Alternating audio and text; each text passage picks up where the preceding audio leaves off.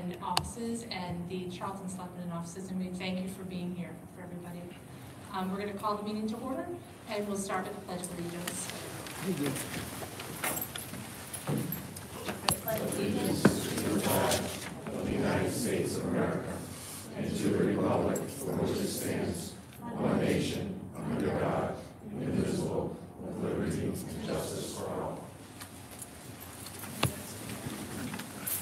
Thank you. We'll take a moment of silence.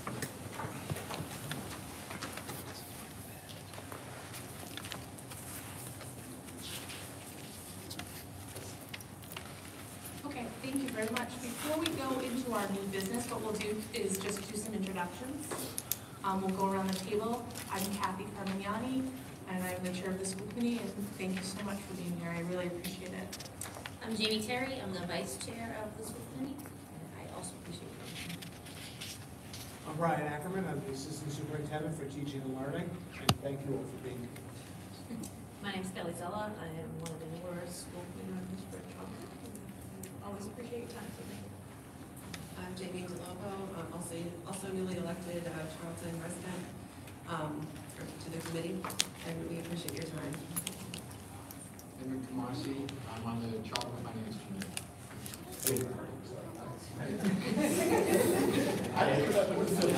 Andrew, town administrator, town of Charlton. Bill Borowski, Charlton Board of Selectmen. Steve Coronas, chairman of the Charlton Board of Selectmen. Barbara Zarowski, Charlton Board of Selectmen. Rich Carmignani, treasurer, collector from the town of Dudley. John Ruda, town administrator from Dudley. Mark Landry, Board of Selectmen, Dudley. Jay Johnson, chairman, Dudley Board of Selectmen. Mike Mayock, chairman, Dudley FAA. Arthur Sean, Director of People Personnel Services. Jane Costello, school committee, Charlton. Caitlin Panzik, school committee, Dudley. Rich Matthew, director of finance and operations with our regional schools. Stephen Marsh, superintendent for the Dudley Charlton Regional School District, and I also appreciate everybody attending this evening to talk about this very important financial matter. I know that we also have some department chairs from Dudley as well, maybe Charlton as well. I don't know if anyone else feels like they want to introduce themselves, or if Mr. Ruda wants to introduce anyone. Sure. We have our police chief, Karlovich. We have Chief Kochanowski from our fire department, and I believe our highway superintendent is on his way. Great, thank you so much for taking your time. I appreciate it. We'll move on to new business. Letter A, we have the Abrams Group will present an independent analysis of anticipated costs and revenues for municipal government in the Dudley Charlton Regional School District assessment. And specifically, we'll address the shortfalls, anticipated absence of a Proposition 2.5 override in the town of Dudley. So this is going to happen via teleconferencing, video conference.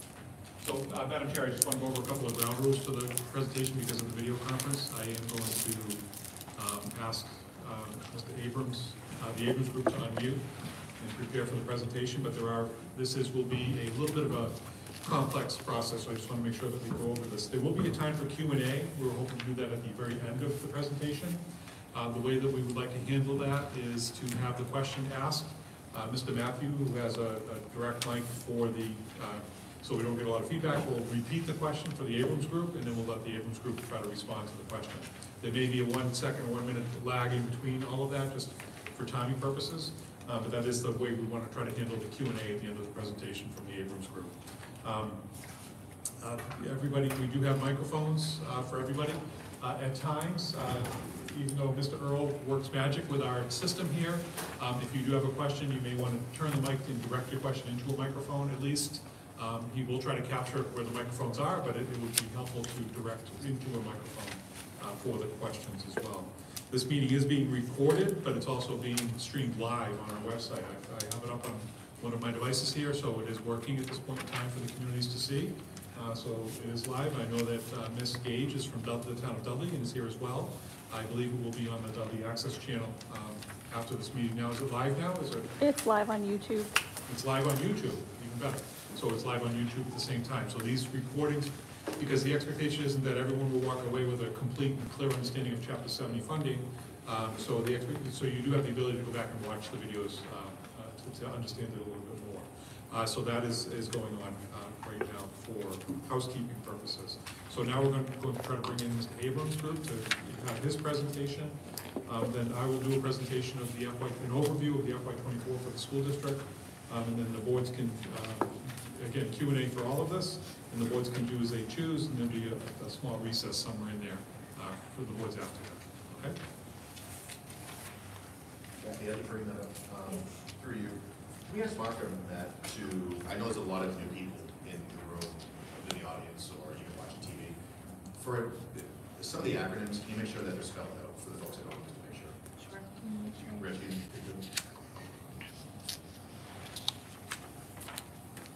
And that's going to be a reminder that we can all use tonight, is to make sure we talk through an acronym. Like I saw MRT, for example. Yeah, exactly. Mr. Abrams, can you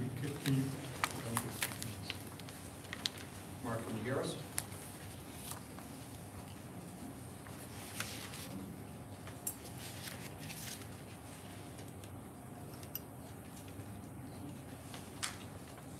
Mark, can you hear us? Loud and clear. Little feedback. Echo.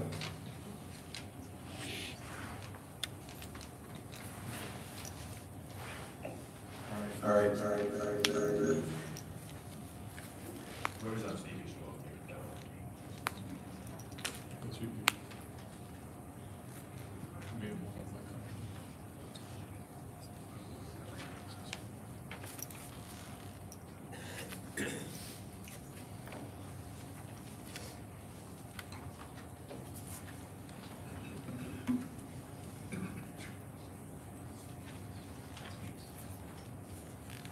Can we try this again? Still some echo. We're ready for him to go. You're good to proceed. Thank you. Good evening, everyone. I'm Mark Abrahams, president of the Abrahams Group. With me is my son, Matt. This is our second presentation.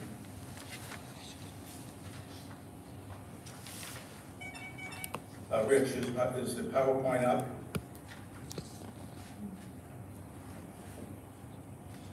It is not. All right, do I have shared capabilities? Yes, you do. Thank you.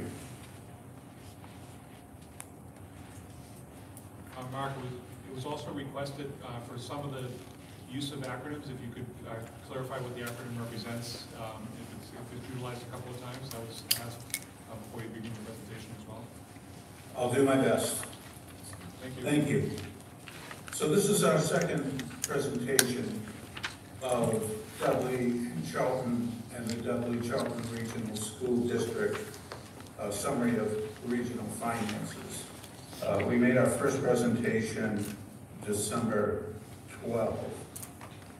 This presentation basically repeats that December 12th presentation. There are some changes. The region has adjusted some of its numbers, so you'll see a reflection of that. Since December 12th, we've had guidance from DESI and some updated numbers of DESI. So we tried to refine our fiscal 24 estimates for Chapter 70, and that's included in this presentation. And now that Charlton has joined us, we've included some estimates of the Charlton's assessment in this presentation. Keep in mind that the governor's budget, a new governor has until at least early March to present her budget, including Chapter 70 numbers for fiscal 24. Thus, the numbers that you'll see this evening and saw on December 12 is our best estimate at this time. And actual results will, and I repeat, will vary. We ask that you hold your questions until we finish our presentation. I'll do a little quick introduction. Matt will walk you through some of the Dudley numbers, and then I'll talk to you about Chapter 70 from a regional perspective and from the two-town perspective. So these slides summarize the financial forecast of the region and the town of Dudley. A more detailed slide deck is available for the region fiscal 23, Chapter 70, and net school spending numbers, which goes into far more detail and a more robust explanation of how the formula works. A Dudley Charlton region and Dudley and Charlton Chapter 70 and net school spending workbook is also available, and I would consider that a work in progress as we get more guidance from DESI on fiscal 24, Chapter 70. There's also a detailed revenue and expenditure workbook for the Dudley financial forecast. That's also available. And I would ask you to remember that these numbers tonight are based on forecasts, not final budgets. And there's still some refinements to go, and I believe we'll have one more final presentation down the road. So why are we here tonight? To understand Dudley's fiscal needs and pressures, to understand that Charlton does not face similar revenue shortfalls as the town of Dudley, to understand the region's financing needs, their expenditure projections and revenue streams, and then to determine the next steps. With respect to the town of Dudley, Matt will walk you through a revenue forecast, an expenditure forecast, and we also have Dudley tax-related and reserve information included in here, plus a summary of the forecast. With respect to the region is projecting an expenditure increase for fiscal 24. We've done a projection through fiscal 28, carrying the fiscal 24 expenditures through fiscal 28 as a projection. We also have a Chapter 70 analysis, fiscal 23 final numbers that came out in July, as well as our best estimates of fiscal 24 as of today. Other revenue and a summary at the end. So Matt, I'll turn it over to you for the financial forecast. Great, thank you. Good evening, everyone. This is Matt Abrahams, also part of the Abrahams Group. We have a few slides related to the financial forecast which was done for the town of Dudley that we will walk through over these next few slides. There's some objectives for the financial forecast for the town of Dudley. We're focusing on the 5-year period of FY24 through FY28. We worked with town staff to project departmental and townwide expenses for those fiscal years based on actual expenses in recent years, the FY23 budget, and/or other factors. And we did the same with revenues. We worked with town staff to project revenues for that time period based on actual revenues in recent years, the FY23 budget revenues, and other factors. And we compared projected revenues to projected expenses to understand the expected shortfalls in the over the 5-year period that we looked at, FY24 to FY28. This slide shows the results of our projections and the data that we gathered related to revenues. So you can see the top table has historical revenues from the last few fiscal years that were completed, FY18 through FY22, and you can see the percent change in those numbers year over year in that same table. And the bottom table shows the projections that we came up with from the work that we did. We projected FY23, which is the current fiscal year, as well as the 5-year period that we were focused on moving forward, FY24 through FY28. And like with the top table, we're including the percent increases year over year. And again, these are just projections moving forward. The comment at the bottom says that this is general fund only and it includes indirect costs from the enterprise fund. Next slide. Same or similar slide for expenses, also showing the historical look over the last 5 completed fiscal years, FY18 through FY22, as well as the percent differences between those years, year over year. In the bottom table, the same projections going forward. I want to note, though, that the table on the bottom reflects the original estimates that we had. Since then, assessment projections related to Dudley Charlton. The assessment from Dudley Charlton have been updated. We had the number at 2.2 million with our first presentation back in December. That number is now $1.7 million. As you can see in the comment at the bottom of the screen.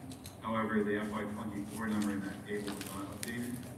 So that number is overstated by about $500,000, and then also the impact for the other years as well, since the assessment would grow based on that number.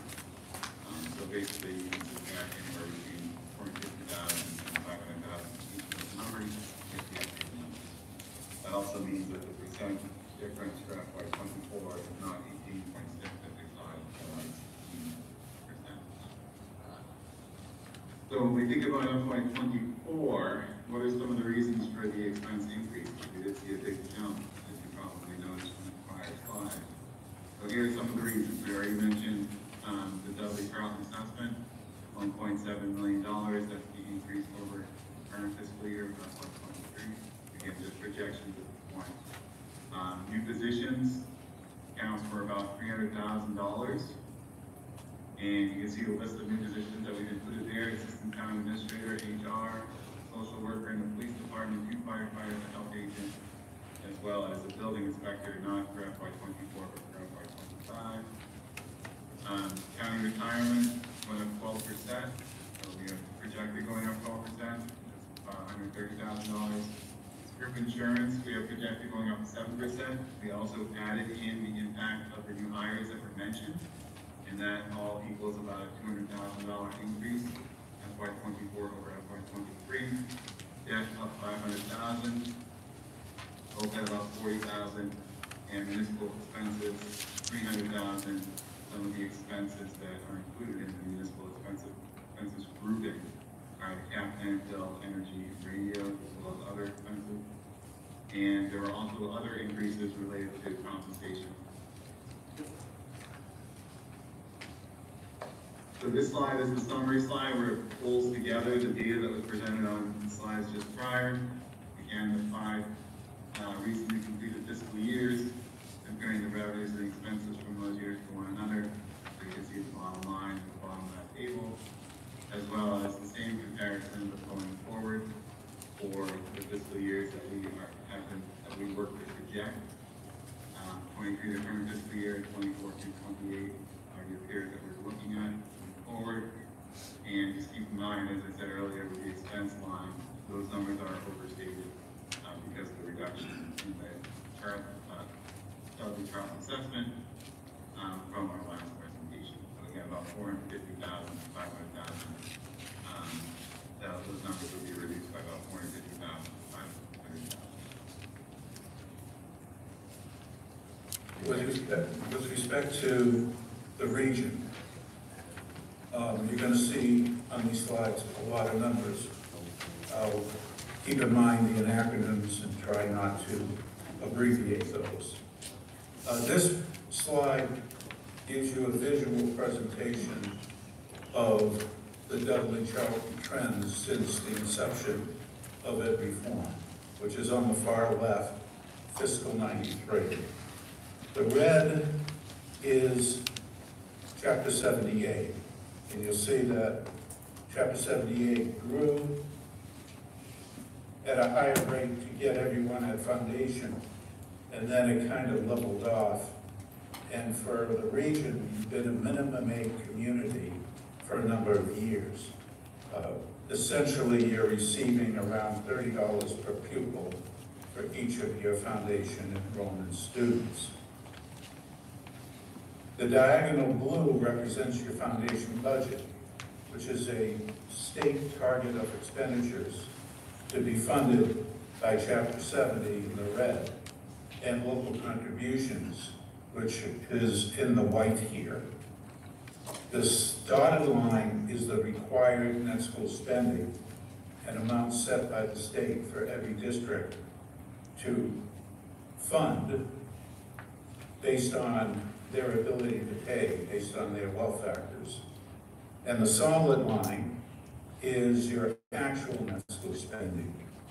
And you'll see that right around 2000, these lines were very, very similar.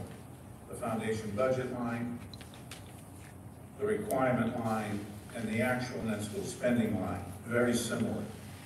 And only in recent years have you had an excess of actual net school spending greater than the requirement. This chart is backed up by a lot of data. Both of these are available from the DESI website. This chart is abbreviated to fiscal 08 through fiscal 22. On the Excel spreadsheet, you could go in and unhide the rows and you would see numbers going back to 1993. So this summarizes on the bottom the trend since fiscal 2008. That's basically a 14-year period.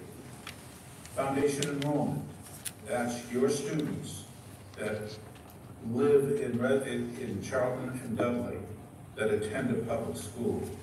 Those are the students that you are financially responsible for. That number has declined by 22.5% since fiscal 08. The decline that we captured in a similar study we did 5-6 years ago was 9%. So the decline has been increasing in both the number of students and percent since our last study back in 2017 and 18. The foundation budget, again, a target of spending established by the state, increased 13%. It had increased 16% when we had presented in 2017. The required local contributions, that's your town appropriations from Dudley and Charlton, increased 51% since 08, same increase we noted back in our last study. However, Chapter 70 only increased 6.6%. It had increased 22% in our 2017 study. This is the impact of minimum aid that you've received for many, many years. Required and actual net school spending increased 25% for required and 36% for actual net school spending since 08. And the fiscal 22 excess actual spending over the requirement was 11%. It was only 4% in 2017, so that's seen a growth. However, it's still below the statewide average of 28%. If you go on DESI's website, you'll get the full array of data for the region, and you could also compare that to the state averages. Each town is required to fund from local contributions a minimum local contribution. This chart shows A on the left, the target, and B on the right, where you are in reaching that target. It has EQV up here. It has income here. This is the wealth formula. That's the foundation of the Chapter 70 formula. The state wants to see statewide, this is funded 50-50. 50% from EQV, 50% from income in determining your ability to pay. Notice that the EQV is much higher dollar-wise than income. In order for this to be 50-50, the state deflates the EQV and inflates the income. The result is adding 4.1 million from EQV to the income number to get $9.5 million. That's one test of what each community should be spending in terms of the calculations. The numbers are obviously different for each community. The second test is that the state has promised every district 17.5% of foundation will be paid by Chapter 70. Therefore, the second test is to take your foundation budget, again, the target of spending, multiply that by 82.5%, and you get $18 million. And then the state takes the lower of this number and that number, which is 9.5 million. That's your target. Divide the 9.5 million by the foundation budget, and you get a target local share of 42%. So that's the target. Let's see how Dudley is doing to meet that target. So on the right is the calculation of your local contribution. This is for fiscal 23, the current fiscal year. It starts with the previous fiscal year, 22. Local contribution, 7.2 million, increases it by the municipal revenue growth factor on the belief that the school should share in the town's growth of municipal revenues. So last year's contribution is increased by the municipal revenue growth factor. This is calculated by the Department of Revenue and given to DESI. That results in what's called a preliminary contribution of $8 million. Divide $8 million by the foundation budget, and you get 35%. The target was 42%. Actual is at 35%. So the shortfall is 6.7%, or $1.5 million in actual dollars. When there's a shortfall, the state says, if that shortfall is between 2.5% and 7.5%, then an increment of 1% is added. So last year's contribution is increased by 1%, which is roughly $72,000. Why? Because if the local contributions were left to just the municipal revenue growth factor, Dudley, in this case, would not reach the target. Keeping in mind, every year, these numbers are updated. EQV gets updated every 2 years. Income gets updated every 1 year. So Dudley's contribution is $8 million plus the increment of $72,000 to get Dudley to $8,062,000. So the comment on the bottom is that Dudley's local contribution is based on its wealth factors. It's below the effort target by 6.7%. Dudley will continue to increase its local contribution and maybe an increment until it reaches its local target.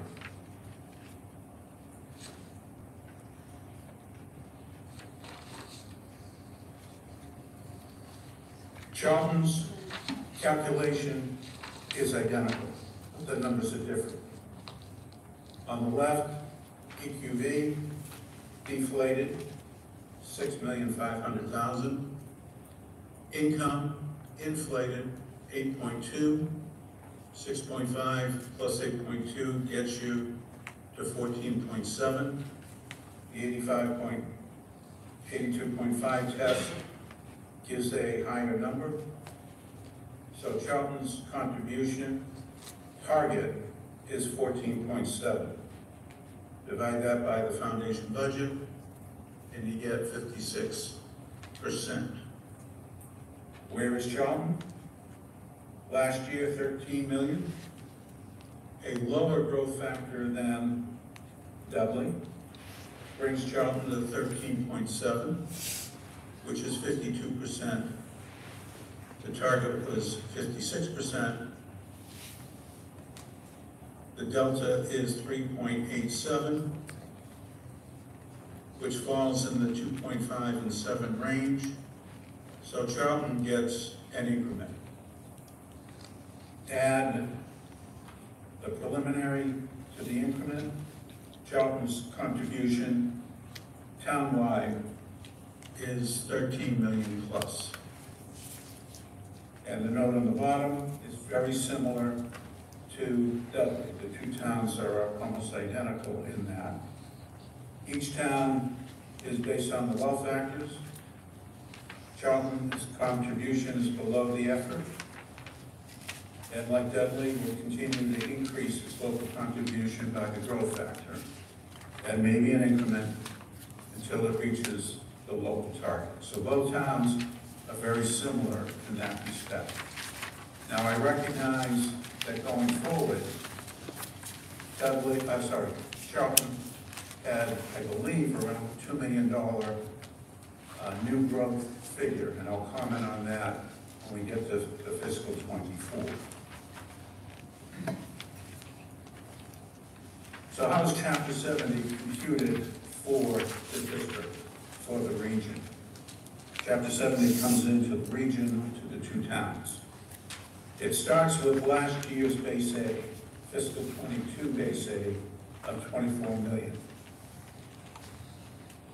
The regional foundation budget is 42 million. Add up the two district contributions from Dudley and Charlton, and you get 18 million.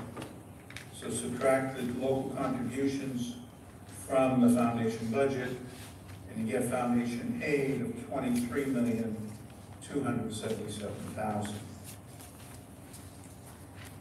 Then you look at what did the district receive from the state Chapter 70 prior year aid, and it's higher than the foundation aid. 24.5 million compared to 23.2 million. So the region does not receive foundation aid increase. Instead, it gets $60 per pupil increase for each of its foundation enrollment. $60 for fiscal 23 was higher than the last 5 years of minimum aid due to the surplus that the state received in fiscal, coming out of fiscal 22. So take the 24 million, add the 199,000, and Dudley's Chapter 70 is $24.7 million. And you can see the notes over here.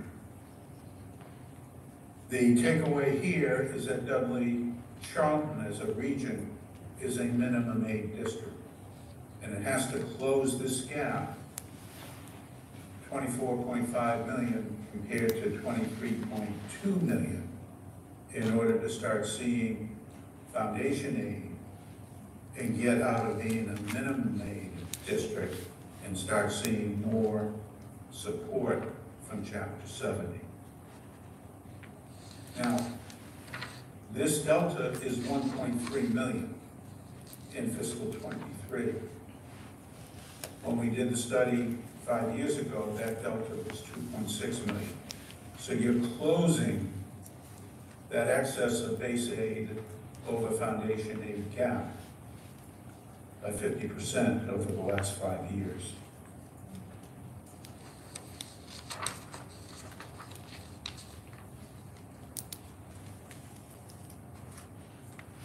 How the region comes together, you take the two towns, this is a municipal-based formula, and regions are pulled from the municipalities, the members that belong to the region. So you'll see the numbers of Dudley on the left, Charlton on the right, and then the summary on the far right. On a per pupil basis, this represents the 57 or so academic districts in Massachusetts. And this is the DCRSD comparative of per pupil spending. You'll see that there are some data points that are not included in the per pupil spending. Dudley Charlton is 7th, lowest of the 57. In 2017, Dudley was the lowest. So like we saw earlier that the region is closing that excess gap, it's starting to climb up on the ladder of per pupil spending, but still has a way to go. With respect to fiscal 23, the expenditure budget of $53 million matches the revenue budget of $53 million. And you'll see that Chapter 70 is $24 million of that $53 million. Transportation aid of $1.8 million. And the other revenues are not that high compared to the Chapter 70 amount. What funds the district primarily is the assessments to the towns, $25 million. So between the assessments and the Chapter 78, that constitutes most of the regional revenue sources. There are two types of assessments. For regions, you are under the statutory method of assessing, which basically takes your minimum district contribution as the first step down, and then adds transportation, debt, and capital to that, as well as the excess of net school spending greater than the requirement. So we start with the requirement. That's why we spent some time earlier looking at the requirement. And this is the current year 23 assessment compared to fiscal 22. You'll see the minimum for both towns. That's the minimum required district contribution, plus transportation, plus the additional, which would be the excess of net school spending, greater than the requirement. The assessments really haven't increased much over the years. 18 and 19 almost a wash to 19 and 20, and then assessment increases between 2 and 3% going forward. But the region is projecting roughly a $3.6 million increase based on the preliminary estimates. Those that saw our presentation in December, this number was higher. So this has been reduced. While that number, this number, is not final, it's at least double the recent increases. The region may be projecting between 700 and 750,000 increases per year over the next few years, which is an increase between 5% and 6% beyond fiscal 24.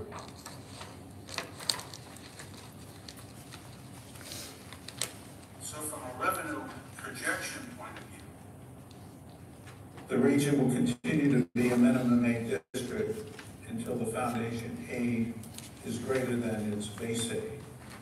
And as I mentioned, that difference is $1.3 million.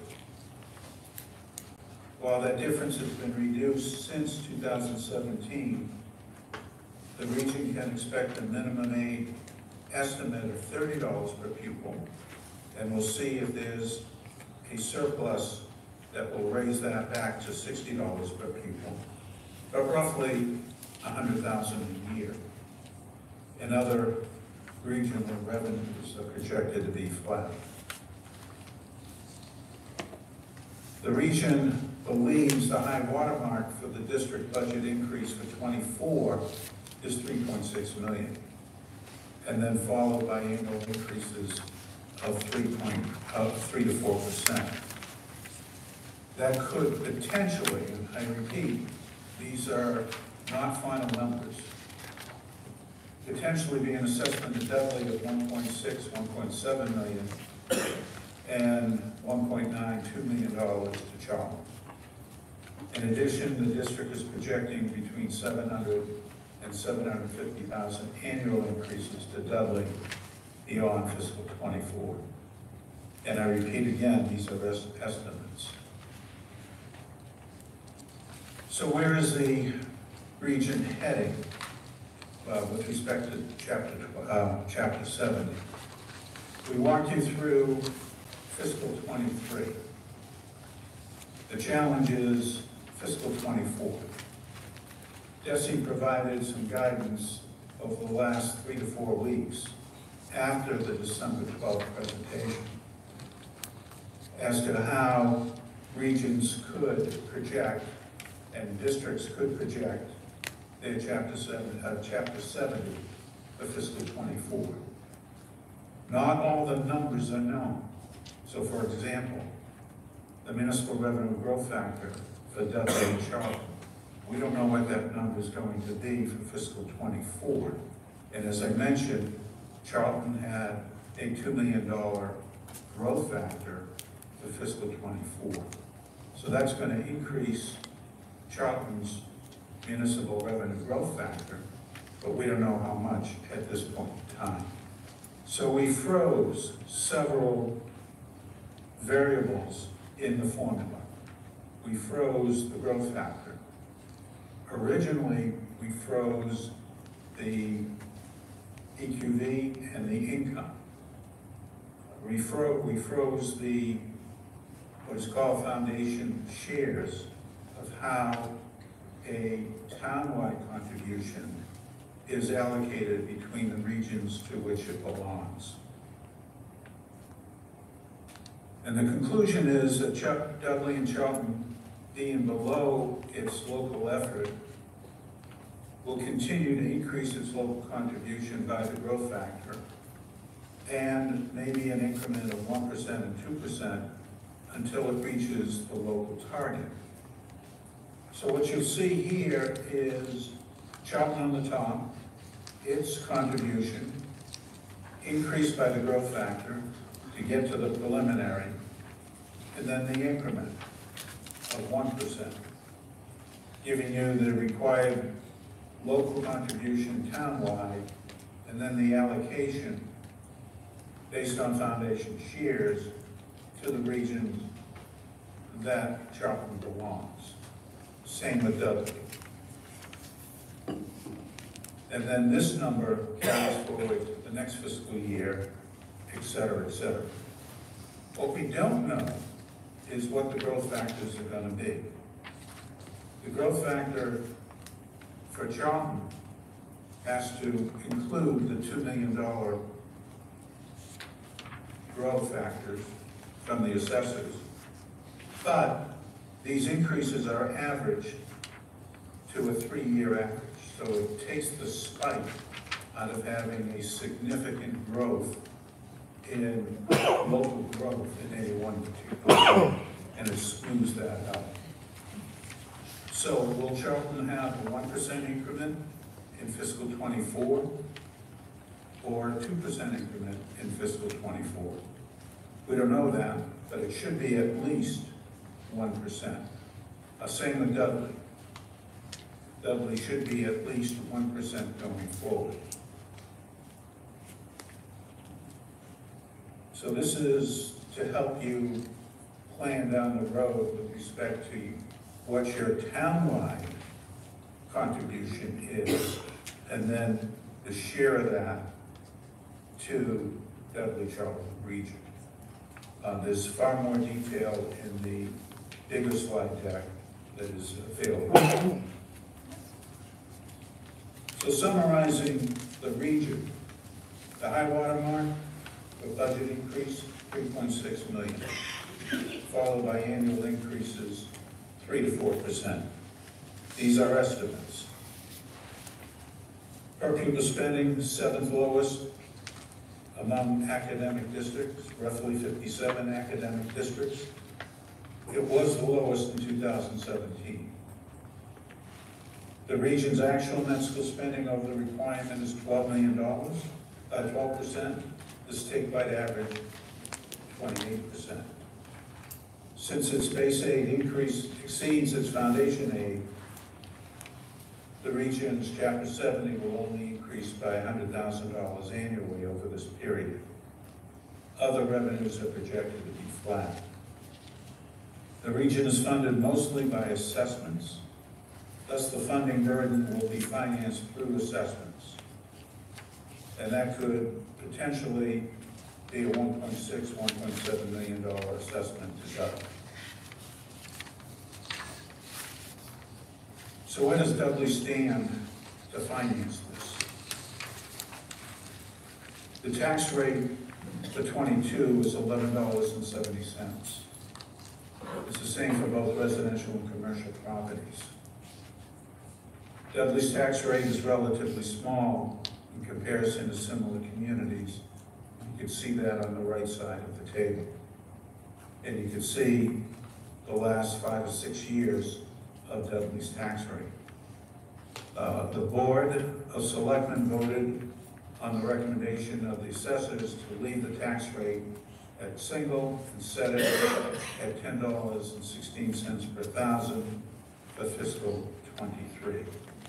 So this updates you from 17 to 22, and then $10.16 per thousand tax rate is even lower than what we have in this chart. Excess levy capacity. So the levy ceiling in every community is 5% of the fair value of properties. You cannot exceed that ceiling. The levy is based on last year's tax levy, increased by 2.5%, and increased by the growth. The difference between the maximum levy and the and the levy is the excess levy capacity. And you'll see for Dudley that excess levy capacity has been very, very small over the last several years, and is only $3,800 for fiscal year 23. However, the difference between the tax levy and the tax ceiling gives you the override capacity. And that's the gap between the total tax levy and the tax ceiling that is available for an override. And Dudley is considering an override, not of these numbers, but clearly the number that they may be considering for fiscal 24 is clearly within the override capacity. And we haven't determined what that Dudley override number is at this time. We believe the next presentation, once the regional budget is finalized and Dudley's budget is finalized, we'll be able to share that number with you then. Dudley's certified free cash has been stable the past 4 years. As a percent of budget, it's been pretty stable. Undesignated fund balance, the general fund has been growing. Dudley Stabilization Fund, this shows over the last several years through 22. The most recent number is $759,000. And Dudley's retained earnings on the enterprise funds have been increasing. So in summary, the region projects a $3.6 million increase in their operating capital costs for fiscal '24, translating to an assessment for Dudley of $1.6 million and $1.7 million, with projected increases beyond '24 of $750,000 going forward. Three primary sources of funding: Chapter 70, other state and local receipts, town assessments, with Chapter 70 and town assessments being the bulk of the revenue sources. Chapter 70 is projected to be minimum aid over the next several years. There is some glimmer that could be a foundation aid community in fiscal '25 or fiscal '26. To be conservative, we're using the $100,000 figure for minimum aid. Other state and local receipts are projected to be flat. Thus, the burden of the financing will lie with the assessments. Dudley has minimum capacity to meet these increased assessments to fund Dudley's needs and the regional need. Dudley's tax rate is relatively low compared to other communities. Dudley's ARPA money and CARES Act funding helped stabilize town finances over the last few years, but these funds will not be available going forward. While Dudley's reserves have leveled off, they are not sufficient to meet upcoming needs. So thank you for listening to us and presenting a lot of numbers to you. We can open this up to questions at this time. So Rich, I'll turn it back to you and Steve. Well, obviously that was a lot to take in. You're all very smart municipal people, so I'm sure you might have some questions from Mr. Abrams in this group.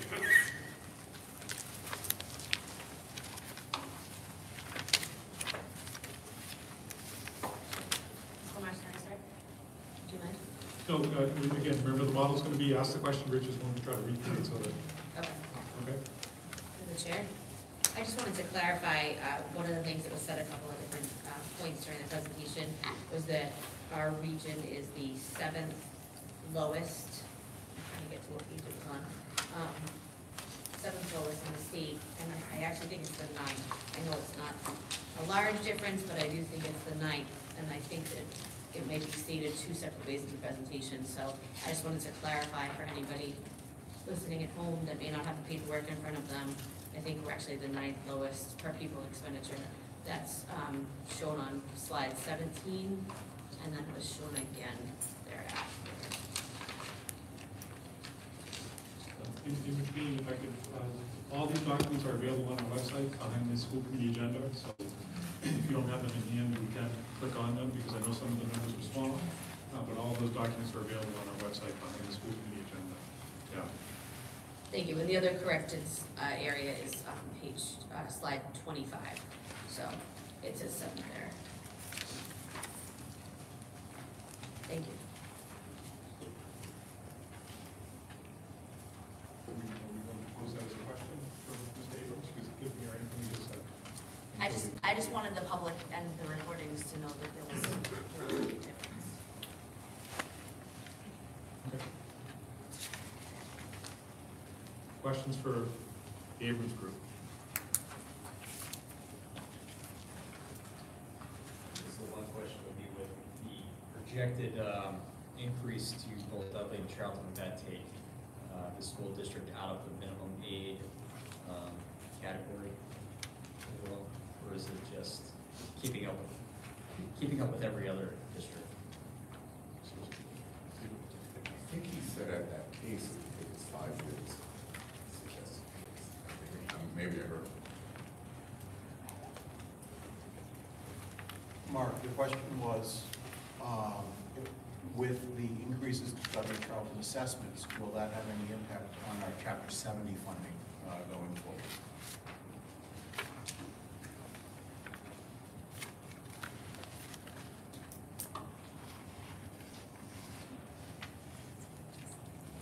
Mark, were you able to hear the question?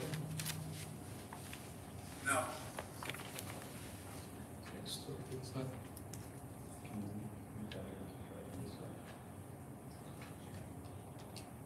Sorry. So the question was, with the increases to the assessments, will that have any impact on Chapter 70 standing, specifically as it relates to per pupil aid or minimum aid? So keep in mind, the assessments are composed of A, the minimum local district contribution.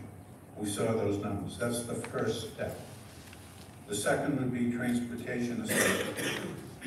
The third would be the excess of net school spending greater than the requirement. So repeat the question, Rich. Would the increases in the assessments have any impact on the state calculation of Chapter 70?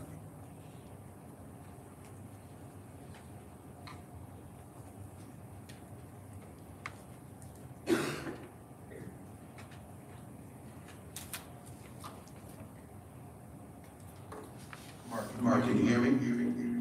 Yes. So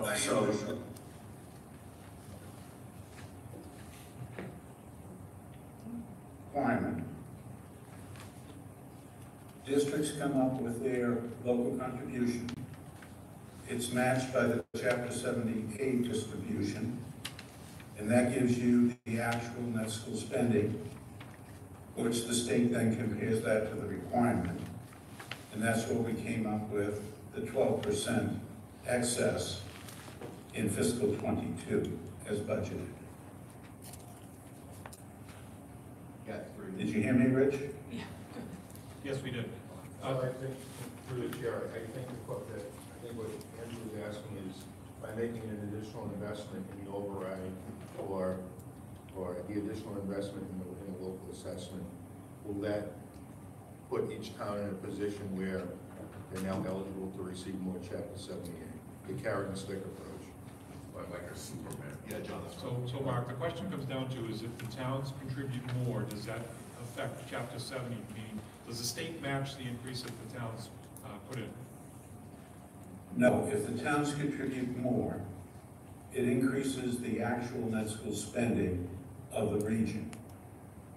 And that then is compared to the requirement, and that would increase the excess. It wouldn't change the calculations of Chapter 70.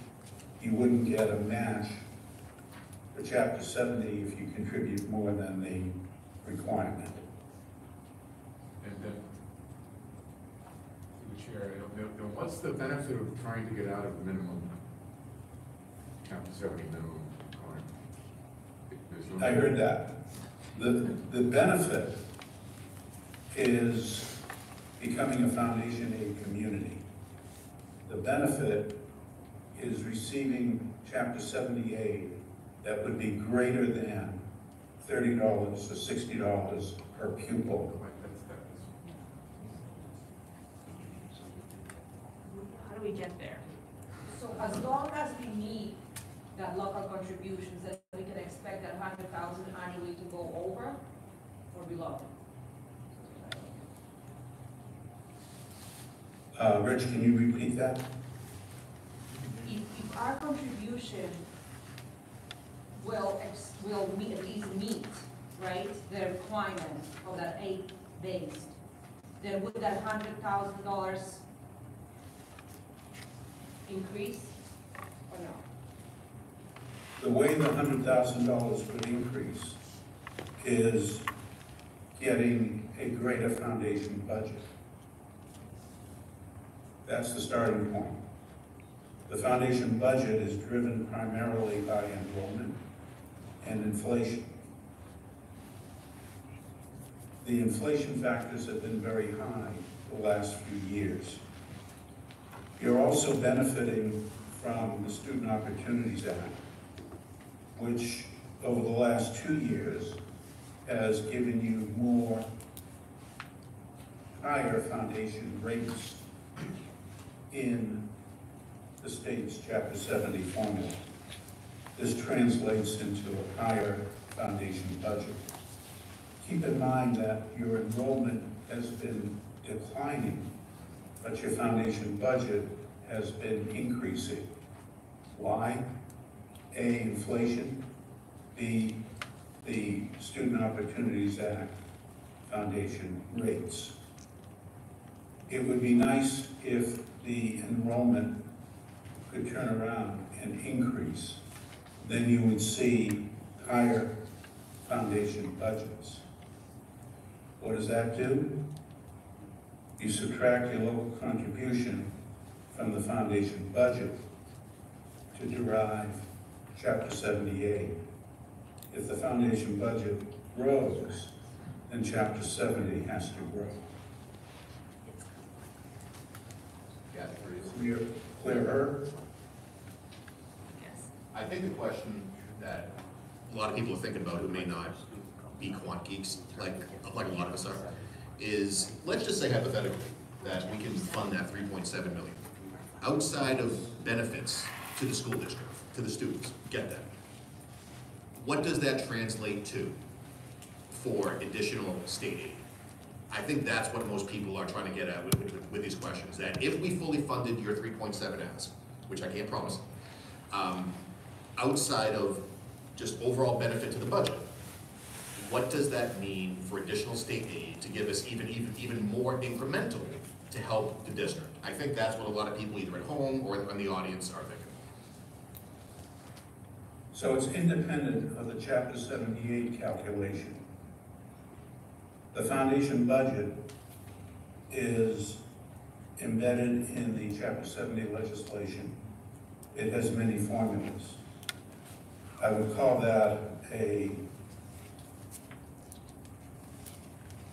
it's a target of spending and doesn't really reflect your true regional budget. But it's the same for everybody. So the state calculates the foundation budget and then moves on to calculate each municipality's ability to pay. Separate calculation. That's that target local contribution, the target share, local share. And then they make a subtraction. They subtract that contribution from the foundation budget to derive your Chapter 78. That's independent of what you spend.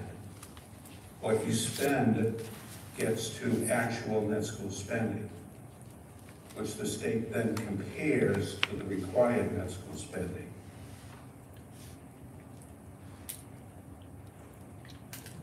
Again, if I could, to be clear, for every dollar that the towns give, the state doesn't kick in another dollar. That's not how it works. Yeah, it's the thing. And I suppose that's what I want to make sure everyone gets the point across. Yes, yeah. That there is no magic bus coming that says if we do all this, suddenly there's this additional state windfall. That doesn't exist. No. It's still going to be on our backs, and let's just be real honest with everybody on that. I mean, any type of incremental funding that we're going to get from the state is going to be marginal at best. If we want to support our schools, which I think most people do, we're just trying to figure out by how much because of all the other needs, it's still going to be on the taxpayer's back. Let's just be completely candid on that. Right. If we start with that, everything else is a much easier conversation. The only value that I see that could impact the foundation moving down the road from my little seat right here is inflation right now, but the state does cap inflation for us, correct, Mark? Correct. It's capped around 4.5%. Thanks, Even though the inflation rate is over 9%, I think, right now. That is correct. So the only real way to do it is increase enrollment. Yes. And we're down to 25% past the 22. 22? What's that? 22. Enrollment. No, since 08. So, Not true. this isn't easy, folks. Nope. We gotta figure this out, but no, like, this ain't easy. Other questions for the Abrams group? Steve, I'm dying for your presentation. I don't know if I can top the Abrams group. We're lucky to have the Abrams group here, so any other questions for them at all around school financing? Tax levies, tax ceilings, tax rates, tax Actually, Steve, not just, yeah, for you. Yeah. Just a quick comment that, again, let's just be candid, because we all gotta figure this out over the next 4 months. The other elephant in the room is gonna be the MSBA. And, because when we think around tax levies, overrides, whatever terms that we're gonna use for how we're gonna fund this stuff, between the feasibility study and the eventual vote, I hope, on Shepherd Hill, that's gonna have its, I'm not gonna say may, it's going to have a significant impact on our taxes. So that's something else that we have to consider and not, and don't separate them out in a vacuum. So, again, that's not really a question of Mark and Matt, but rather of, Steve, I think as we're talking through your budget, I think all of us have to keep that in the back of our minds of what is this really gonna mean over the next 3 or 4 years? So, I'll get off my pedestal. Yeah, no, we touched upon it in my presentation, yes. Yeah. Thanks, Kevin. Okay. No other questions for the Abrams Group? Thanks, Mark and Matt. Thank you. Thank you for allowing us to present.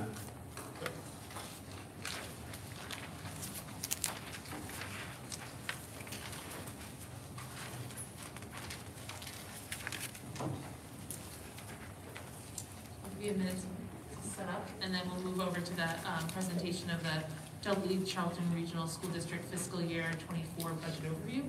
Mr. Lamarche, Superintendent Lamarche, Director Matthew, and Director Bergeron.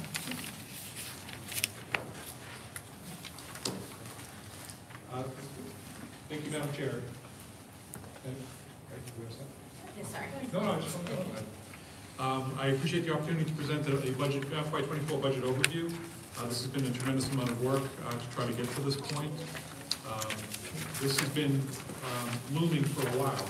We greatly appreciate, Mr. Matthew and myself, we appreciate the opportunities to work with the town administrators over all the years, but over the past years, looking at this and preparing for this FY24 financial concern that we have moving forward. So we appreciate all that work. We know that they work closely with their boards of selectmen, and we've been working with the school committee as well.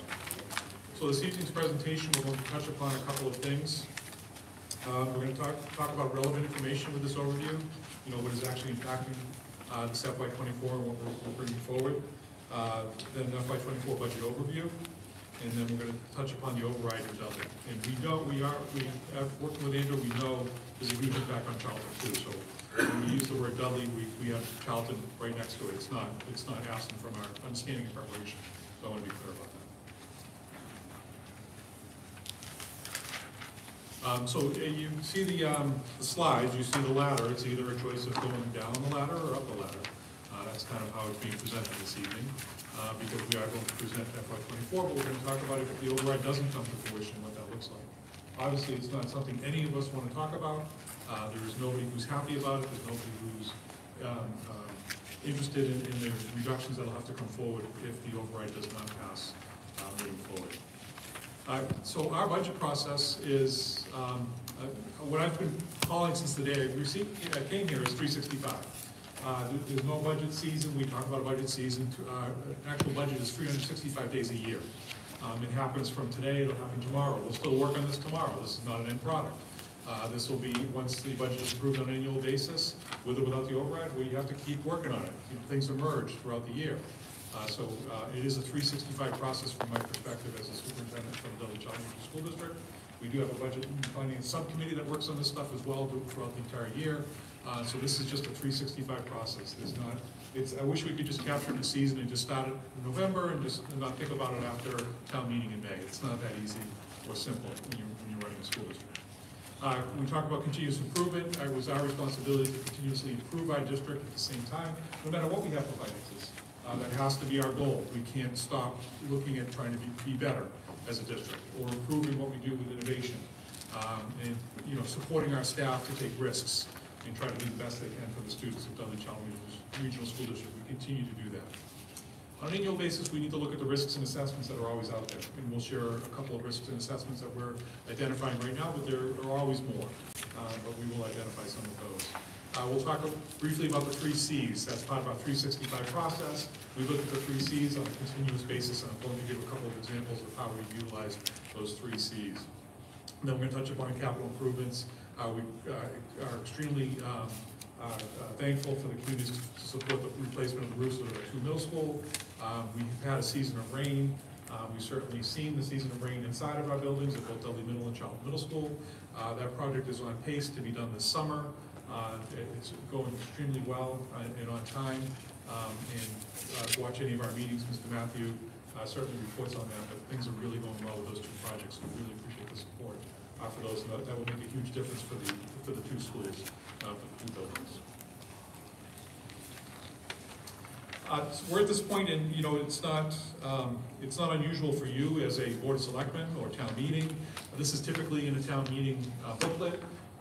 Any citizen or anyone on this committee or anyone in our world can certainly identify, we want this in our budget. But we're at that place where if somebody wants something, they have to identify something that needs to be reduced. We're not sitting on reserves. We're not sitting in a place where we have money waiting for an idea. It's not simply how it works. But just similar to town meetings, if somebody identifies a department or something else that they believe there should be a reduction in, you have to come up with an alternative to that.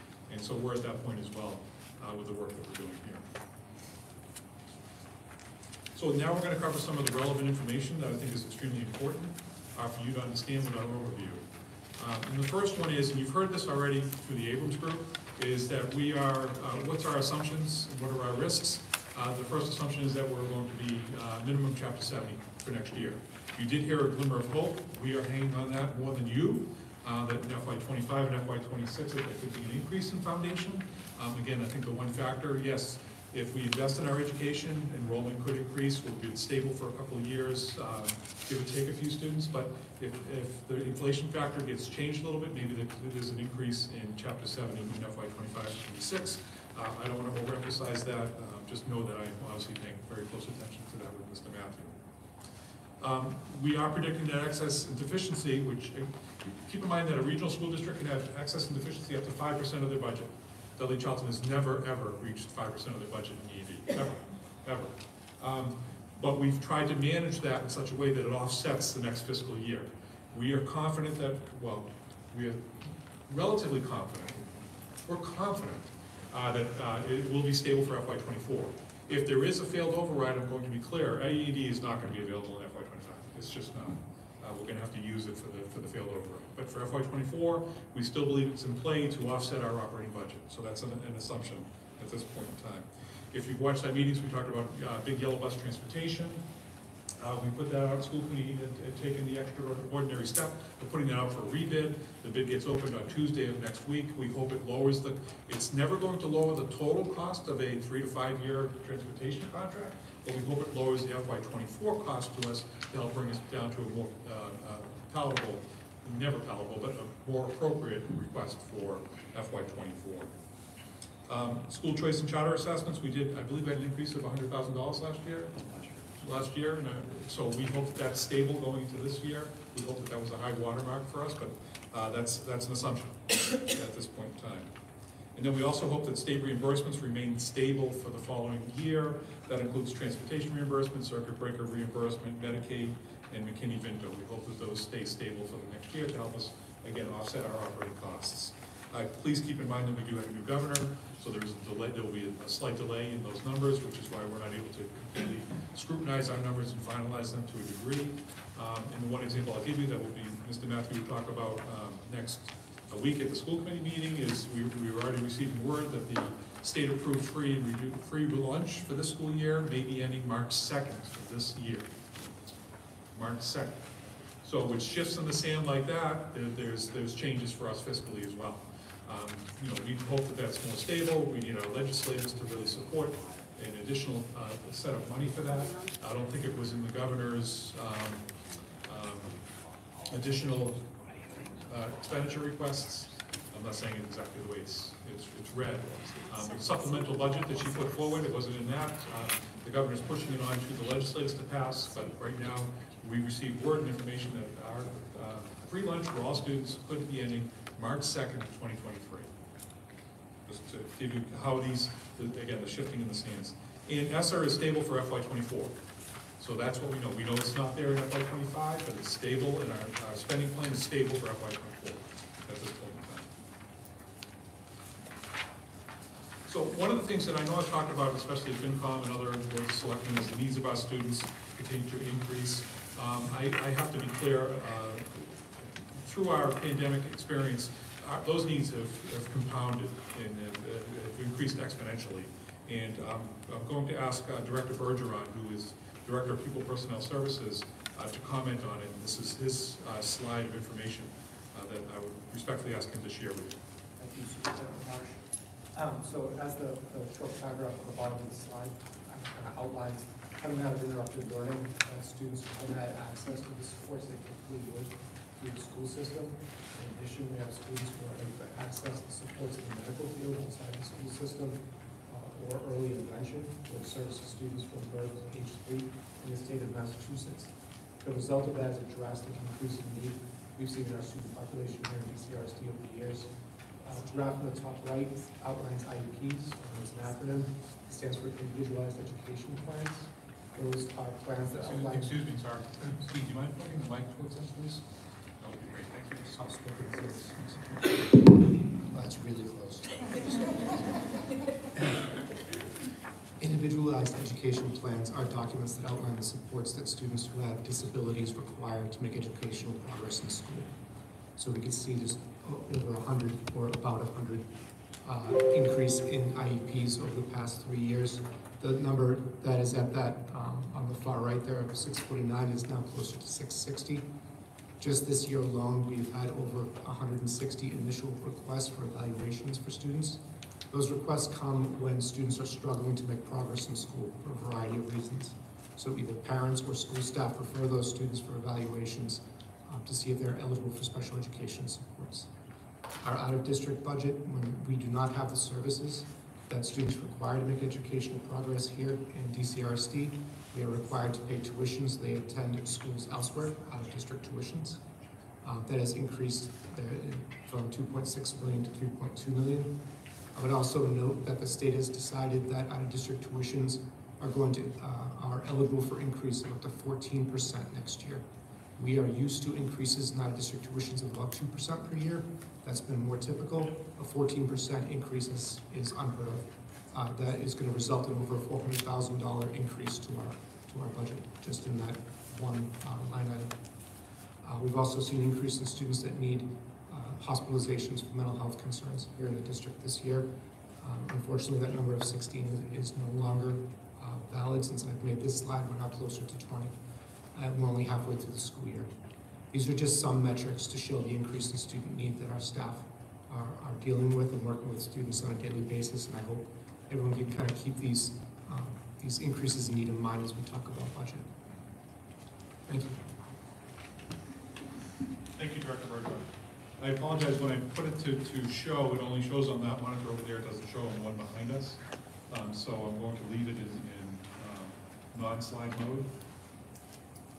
And I just wanted to kind of let you know what page we're on. For those that are looking at it elsewhere, we're on page 8, going to page... We're going to page 8? Yeah, that's on page 8. So now we're on page 8. So continuing with the presentation, thank you, Director Bergeron. Yes, even at our meeting this morning, we heard, it was pretty jarring. Some of the stuff that we heard about what's the public schools are being held responsible for because other entities have delayed or not supported as they have in the past. We are truly, we are responsible for the children in our district, and we will come forward and step forward for that. But there is a significant increase in our student needs, without question. So on this particular slide, I wanted to talk about the 3 C's. So the 3 C's are important to us. This is, again, part of the 365. Cost-saving initiatives, captured savings, and cost avoidance. Unfortunately, I think we spend a lot of time in cost avoidance. That doesn't help the operating budget, but it certainly helps project it forward. But when we look at cost-saving initiatives, I think the biggest one for our district that we continue to work on, and we really appreciate our associations as well, is the investment into the Mass Strategic Health Group. Moving over to health insurance, we've had some very reasonable increases over the past couple of years because of that move. We are budgeting an increase this year. around 5% for that. But that has certainly been a cost-saving initiative for us as a district. Keep in mind, we are the largest employer in the two communities, and I think it's important to identify, and I do mention it somewhere else, we have over 300 retirees.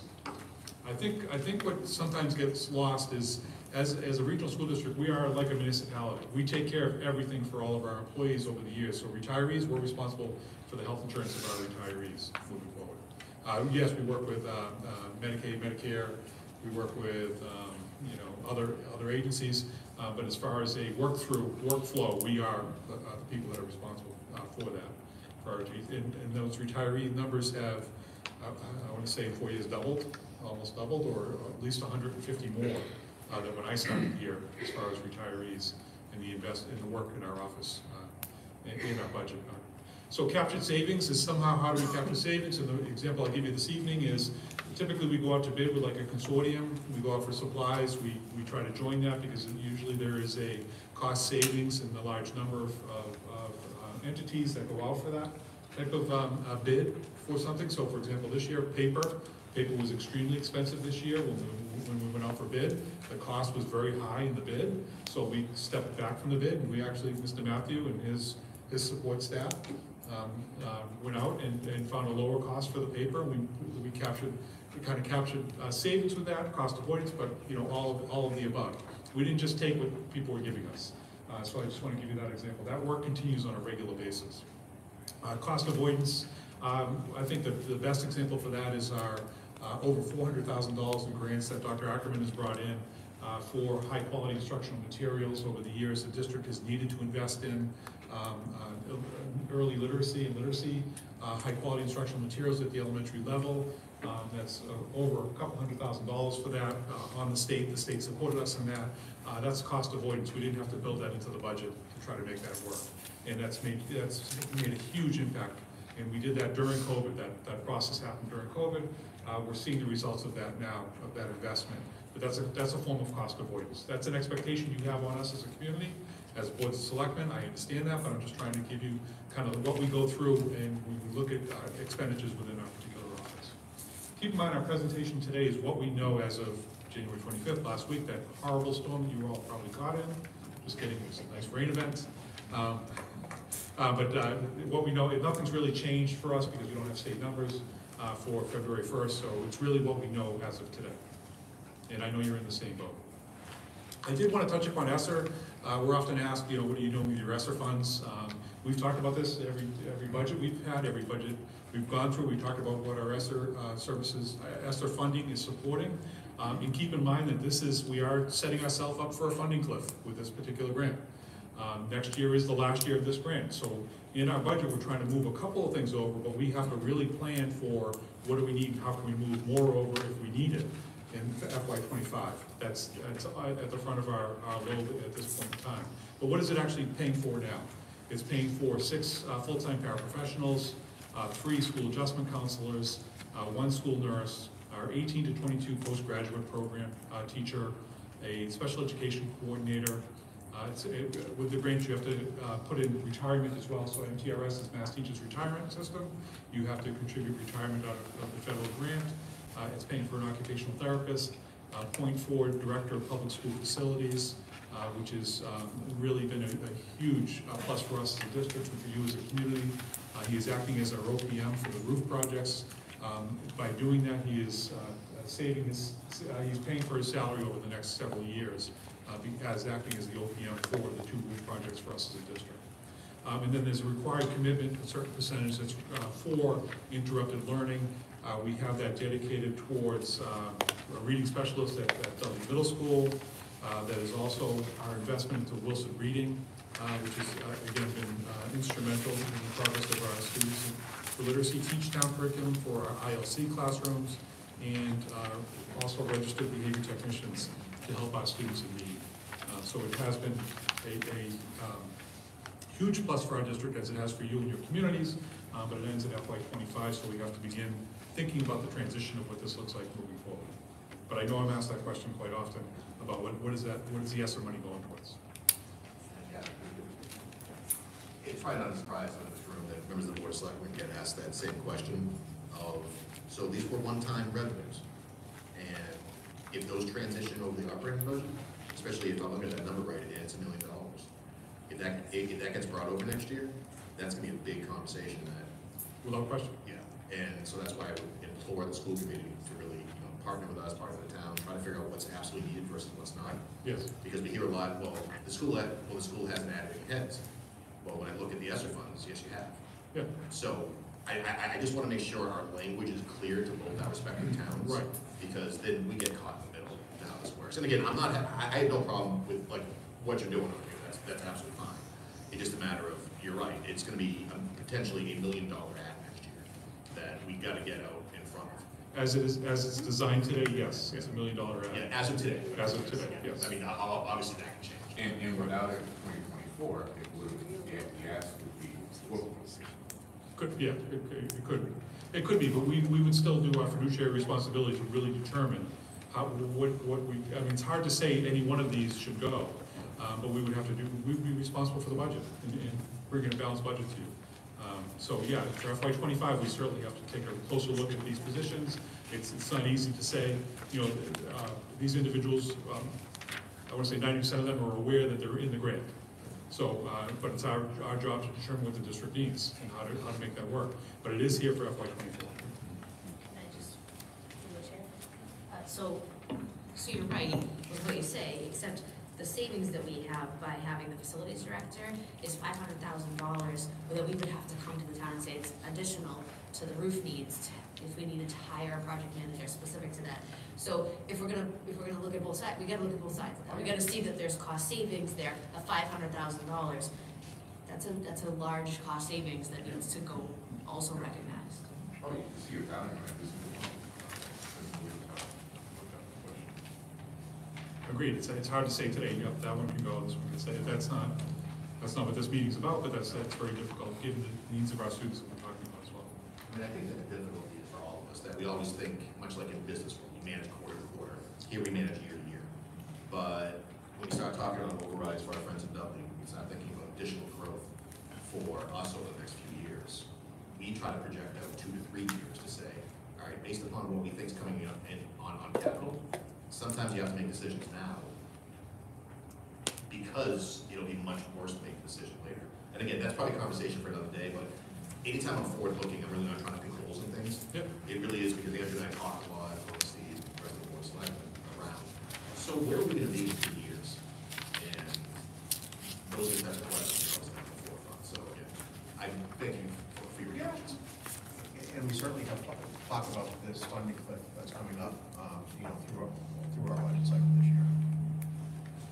Yeah, projecting is part of our work all the time. It's the same as you. It's not, there are a lot of movable parts. So I mean, we're talking about a people business. So there are a lot of needs and things do shift. But projection is part of the work that we do. So at this point, I'm going to get into the budget overview, and then I'll go through a couple of things, and then Mr. Matthew will take over from a certain point with the budget overview. So as been shared, what are the costs? What's driving the $3.6 million, $3.7 million?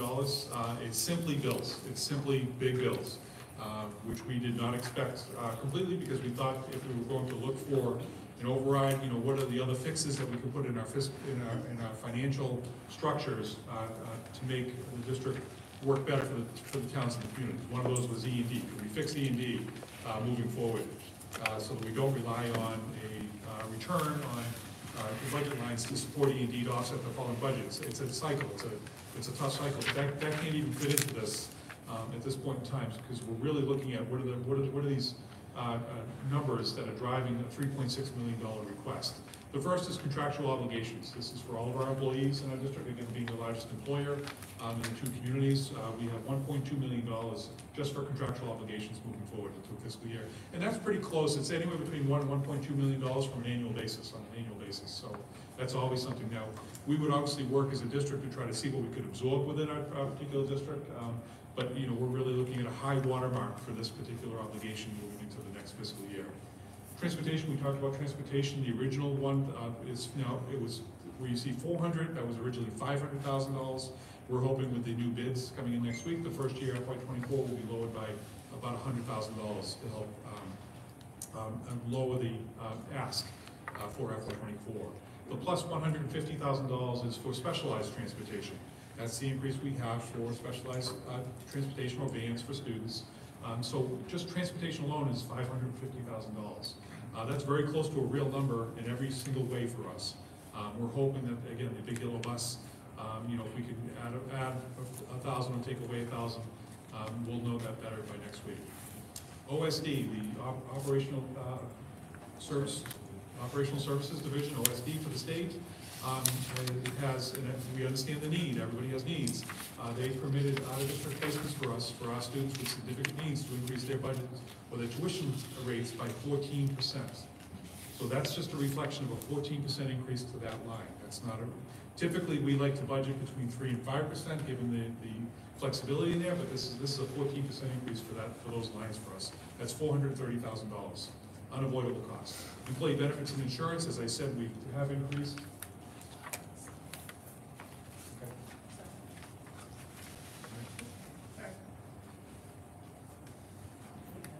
Employee benefits and insurance, there's an increase in that. As you know, as communities, and Dudley has shared it as well, we're part of Worcester Teachers Retirements, Worcester Municipal Retirement System, there's an increase for them. Insurance, all of that, there's an increase to all of the benefits within our district. Line items, now this is very specific to utilities. I don't know if you've seen your electricity bills, but imagine 7 schools, 3,500, 3,600 students, over 700 staff members that include substitutes, trying to manage and mitigate the high cost of utilities. We're trying to do everything we can. We have our computers set to shut off at a certain time. We are asking our staff to do things to be more conservative. Will we see a huge impact on that? I'm not sure. But it's still a very high cost for us, our utilities. We were very surprised with our first set of bills after we've entered a new contract as the other one ended. But it was very, very large. Instructional technology, the last real investment in instructional technology was a lease to purchase program that happened the year before the last override. The last payment of that was last year. So we are in a place now where we need another infusion of technology for our district. One of the main factors is next fall, Windows 11 will be a requirement. We have an extraordinary amount of devices that do not support Windows 11, so there will no longer be support for those devices, so we run the risk of not having devices at the same level we have them now. The $300,000 is, again, to enter a lease purchase program. It's not to buy technology outright for us as a district. A one-to-one environment would be unimaginable. But $300,000 gets us into a lease purchase program. And then we talk about restoration, ESSER, starting to transition from some positions because we have to do that. Otherwise, we're looking at a total of a $1 million change over moving forward. We're not. So we're looking to restore a position in central office for us. We've gone without for somebody in that office, but that's a $45,000 hit to this. And then $105,000 for 2 other positions. That's continuing to move the facilities position over to the operating budget, and also to move the one special education coordinator over to the operating budget as well. So again, the next slide represents what I was just talking about. What does the $150,000 represent? Our request to our building principals was much higher than what you see for other requests, but these are other requests that we've heard from other people. I think with Rich's calculations, I think all of our requests when we started this process were over $1 million. These are the ones that we continue to hear the need for.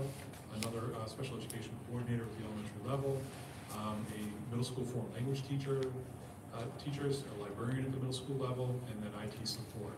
But those are crossed out because they're just not going to make the cut. They're just not.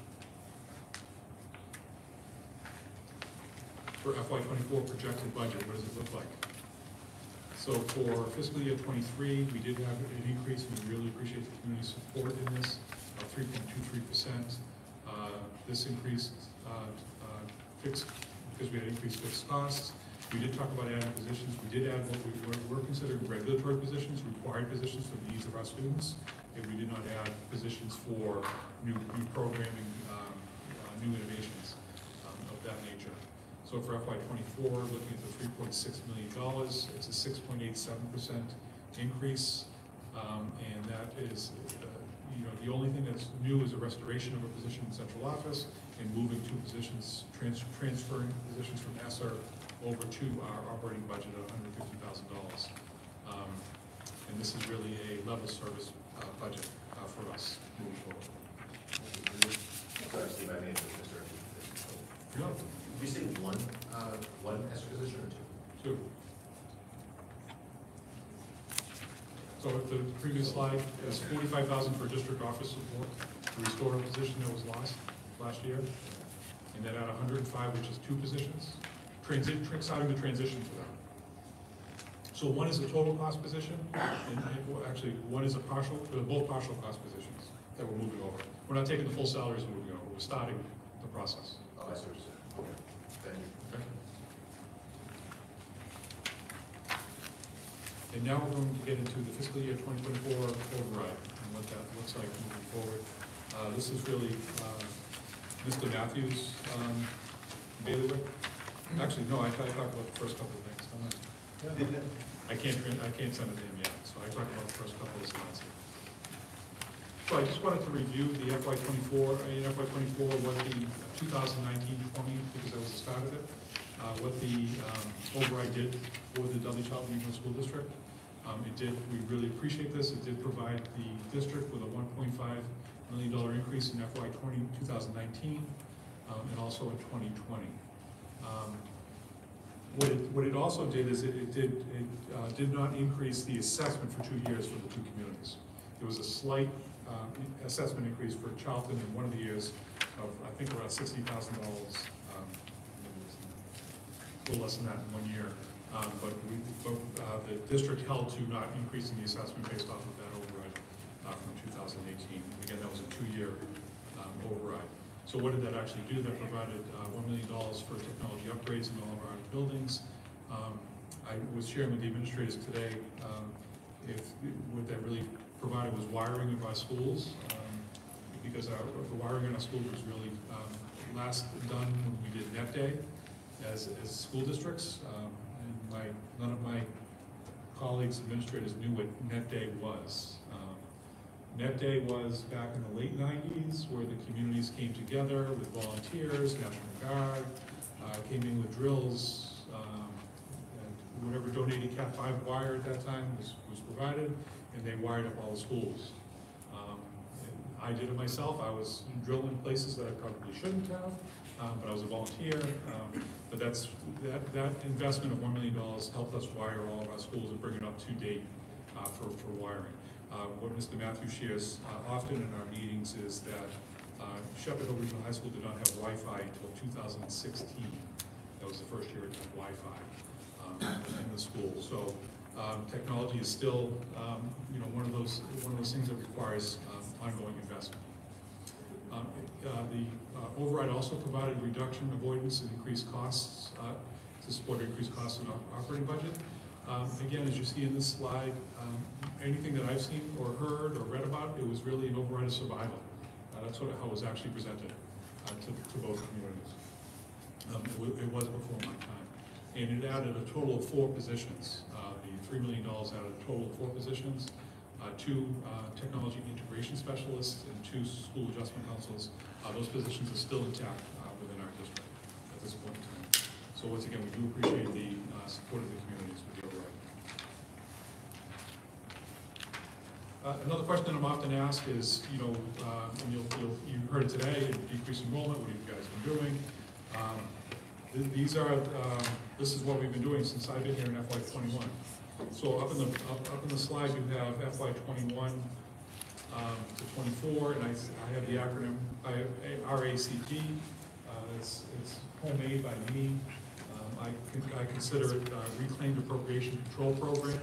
I like acronyms. I come from a world of acronyms. I'm going to live in a world of acronyms. But what it is how do we capture savings over the years? These are positions that have been either reduced or not filled over the years. For example, I'll give you the first one, the district skiing director. If people could remember, we had 2 district directors. They were combined to create 1 assistant superintendent. So there was a cost savings of around $60,000 to $70,000 just for that, creating a position. So we lost a position by doing that, and there was a cost savings to that. So you have all over the years, we've lost 16.4 at full-time equivalent positions of over $1 million. But that's not it. Since I've been here, all of our supply lines have been level funded. Since I've been here, there hasn't been an increase in those. And our technology and teaching supplies, technology supplies have also been level funded since I've been here. We also have a reduction in our bus fleet. We're down to, we're basically at the bare minimum that we need to cover the square footage of both communities in the time frames that we have. But as you've heard, there's no cost savings there. So, but we have decreased our bus fleet since 2019 by, I think, close to around 7 buses.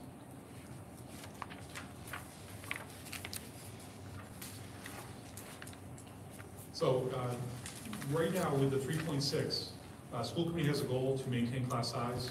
Right now with the 3.6 request, there is no reduction in class size for that budget. So I just wanted to be clear about that. What's the current class size on average? Around 22.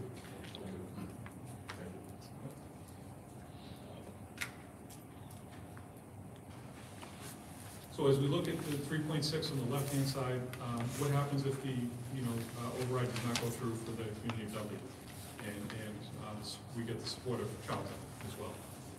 That means that we are looking at a reduction of $2.7 million for our budget. Why is it $2.7 million and not $3.6 million? It doesn't include, it removes technology investment, so that's several $100,000, and it doesn't include utilities. So we have to figure out a way to pay for those. But what will that, pay for utilities will almost guarantee there will be no limited E&D for FY25 for the following year. And again, we reinvest over $1 million from the E&D back into our operating budget to balance the budget. We will, as a district, clearly move to a more strict, required, compliant district. Right now, our staff and our administrators have been working extremely hard to meet all of our students and their needs. That includes not only what we're required to do, but it also means the things that are in the middle. So you'll hear us talk in education jargon about tier 1, tier 2, tier 3. This really removes any transitional tiers that are in there, because those are supports that have fluidity to them. To us, they're required. We have to meet the needs of our kids, but with the $2.7 million reduction, how do we get to $2.7 million?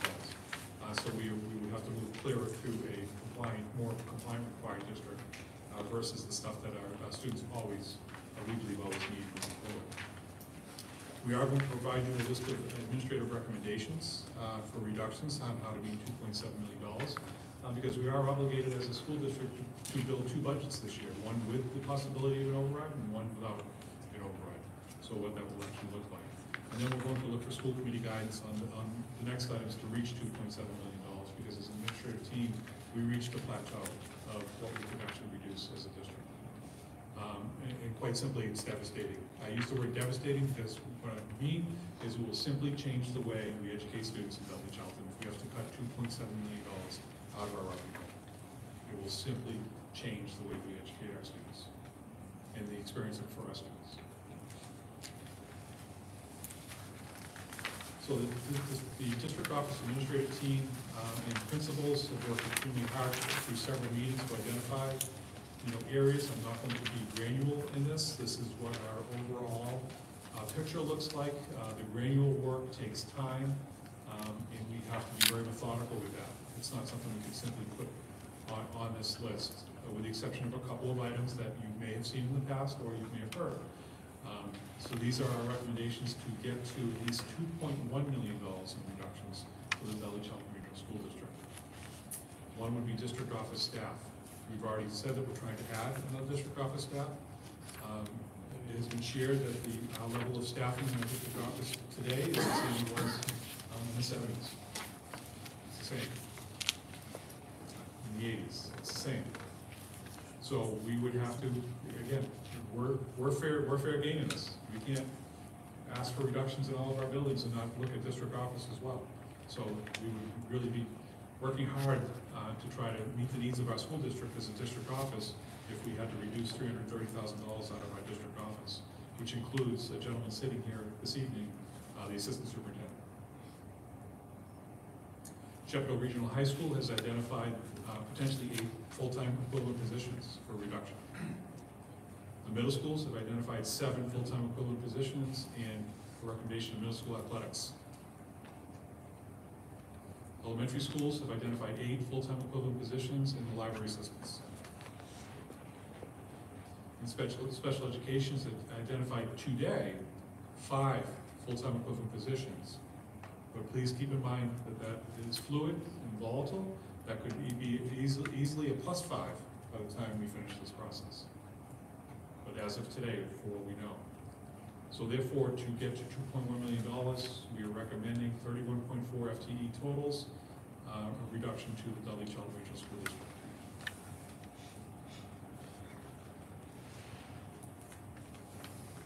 So there's a balance of $580,000 still to meet the reduction of $2.7 million. So again, as I shared, the administrative team came to a standstill because all of these impact every level of teaching and learning, every level of the experience of our students. And we're going to look for guidance from our school committee as to where to go.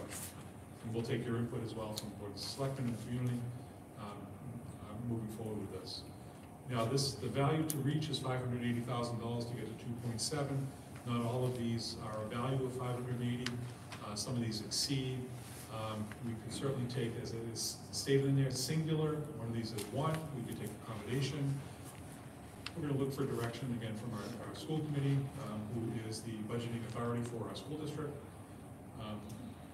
Do we increase class size from our current 22 to 24, 27? Do we move to half-day kindergarten, which to me is, I mean, nobody's going to be happy about any of these. Nobody's excited to put these on a list. Nobody wants to talk about them. I'm the first to talk about them. This is obviously uncomfortable for me. It's guaranteed to be uncomfortable for others. Eliminate Shepherd Hill Regional High School and middle school activity stipends for all non-athletic and music programs.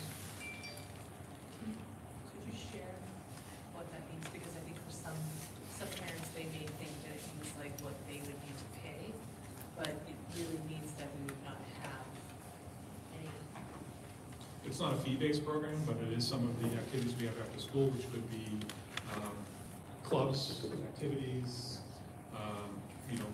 things that our students are able to access and experience at our schools. Minimal at the elementary level, more so as you build into the middle school, and clearly at the high school, clubs and activities. This is, I know this came up a couple of years ago, but cutting kindergarten assistants, again, none of these are tolerable, none of these are easy to discuss. Eliminate department heads at Shepherd Hill Regional High School. It's a value of roughly $249. This is because of the stipends. Also, departments have 1/5 of their schedule available to be assigned classes, and it could also reduce an additional Shepherd Hill Regional High School's teacher if that was done. It doesn't mean that the work doesn't go away. It means that the administrators take on more work in that building. Eliminate Shepherd Hill Regional High School and middle school music stipends for all of our music programs. And then eliminate Shepherd Hill Regional High School and interscholastic athletics. Again, not one of these is acceptable by anybody. We know that. But how do we get to $2.7 million in reductions? So the administrative team took the position not to identify one of these, but to look for guidance from our school committee as to what could be identified to reach $2.7 million in reductions. And I know that's not a discussion for this evening, but it has to be for that.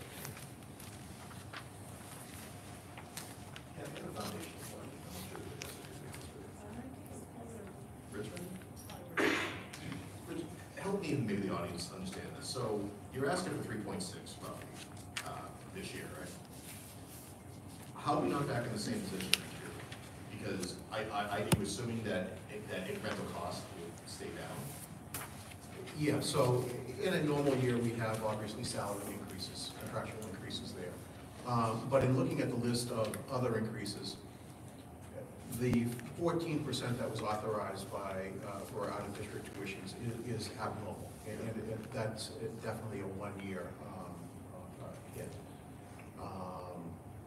Compare and contrast that to the state only allowing 4.5% inflation factor, but that's neither here nor there. The transportation increase for next year is simply because we had to go out to bid. We're at the end of our contract. So in future years, we dictate in the bid itself that there's a 4% increase each year going forward. So we know what that cost would be after that. The employee benefits and insurance, I hate to say it, but Worcester Regional is going to continue to increase for all of us. We're all parties here are members there. Health insurance, we're facing larger than past increases right now. There are a couple of specific cases that are very expensive and being self-insured even inside of the Mass Strategic Health Group. Mandate that we have a higher increase there. We're lucky because if we weren't part of Mass Strategic Health Group, when we were going back out to bid for our stop loss reinsurance, I could guarantee that the increase to rates would be double digits. And it might not start with a one, in all honesty, based on some of the cases. I suppose my concern, my concern point candidly is that even if we fund somehow, get this done this year, do the townspeople get a guarantee that we're not gonna have this conversation again next year and say, hey, by the way, our forecasting was off? For good reason, because we all do it. But your estimates were off, and that override you just passed, yeah, that's not enough for this year, so now we have to go back to making cuts. Again, I'm just being candid, because I know people are gonna, if I'm thinking it, someone else is thinking. Because if 3.6 basically maintains, plus a little bit, to raise some people over, if 3.6 maintains it, fiscal year 25, you're talking about $1 million potentially, that a cliff, plus any other macroeconomic factors that still may be in play. Is that 3.6 even enough? Because I don't want to, again, this is directed, I don't want to have this conversation with our residents again in a year or two if we go to bat for this. So I don't want to say I'm looking for assurances, but what's your confidence level that we're not going to have this conversation if this passes, again, big if, in the next year or two? So just continuing on here, the line items for utilities, we're locked into a 2-year contract. What's going to happen, in November of 2025, I can't sit here and guarantee, but I don't think anybody expects that electricity rates are going to continue to climb. There's no expectation of that from the experts that monitor the markets, and there's certainly a hope from everybody that uses electricity that they'll go down at some point in time. Instructional technology, we absolutely need to continue to fill that department up and provide infrastructure there. So not all of these costs are going to be repeatable next year. Is that to say that we're not going to have students that move in that require specialized services that we're not able to provide? No, nobody can sit here and make that guarantee. I'm sorry, just my own clarification. No, it's a great question, because you'll see at the end of the slide, we're going to talk about a 1-year overrun. I keep jumping ahead, Steve, I'm sorry. I gotta stop talking. Bill, I think you want to talk to 22 and 23 for the slide deck. Thank you. No, it's okay. Everybody else can stay It's a great question. Steve. We would rather you ask the question. I'm gonna jump ahead, catch up to you, you'll be right. We don't want to go back to the taxpayer either. We don't want to go back to you. I'm sorry, we don't like these increases. Oh, we thought this was going to be not quite a normal year where, we're looking at ideally a 3% budget increase, going back out to bid for transportation. But it's shocking, those numbers that when we opened the bid, there was one bid that was $1 million more than our current budget. I have no clue what the thought process was there. So there absolutely is no guarantee, but there's no expectation of increases. And if there were, we would have presented that. Sorry, thank you.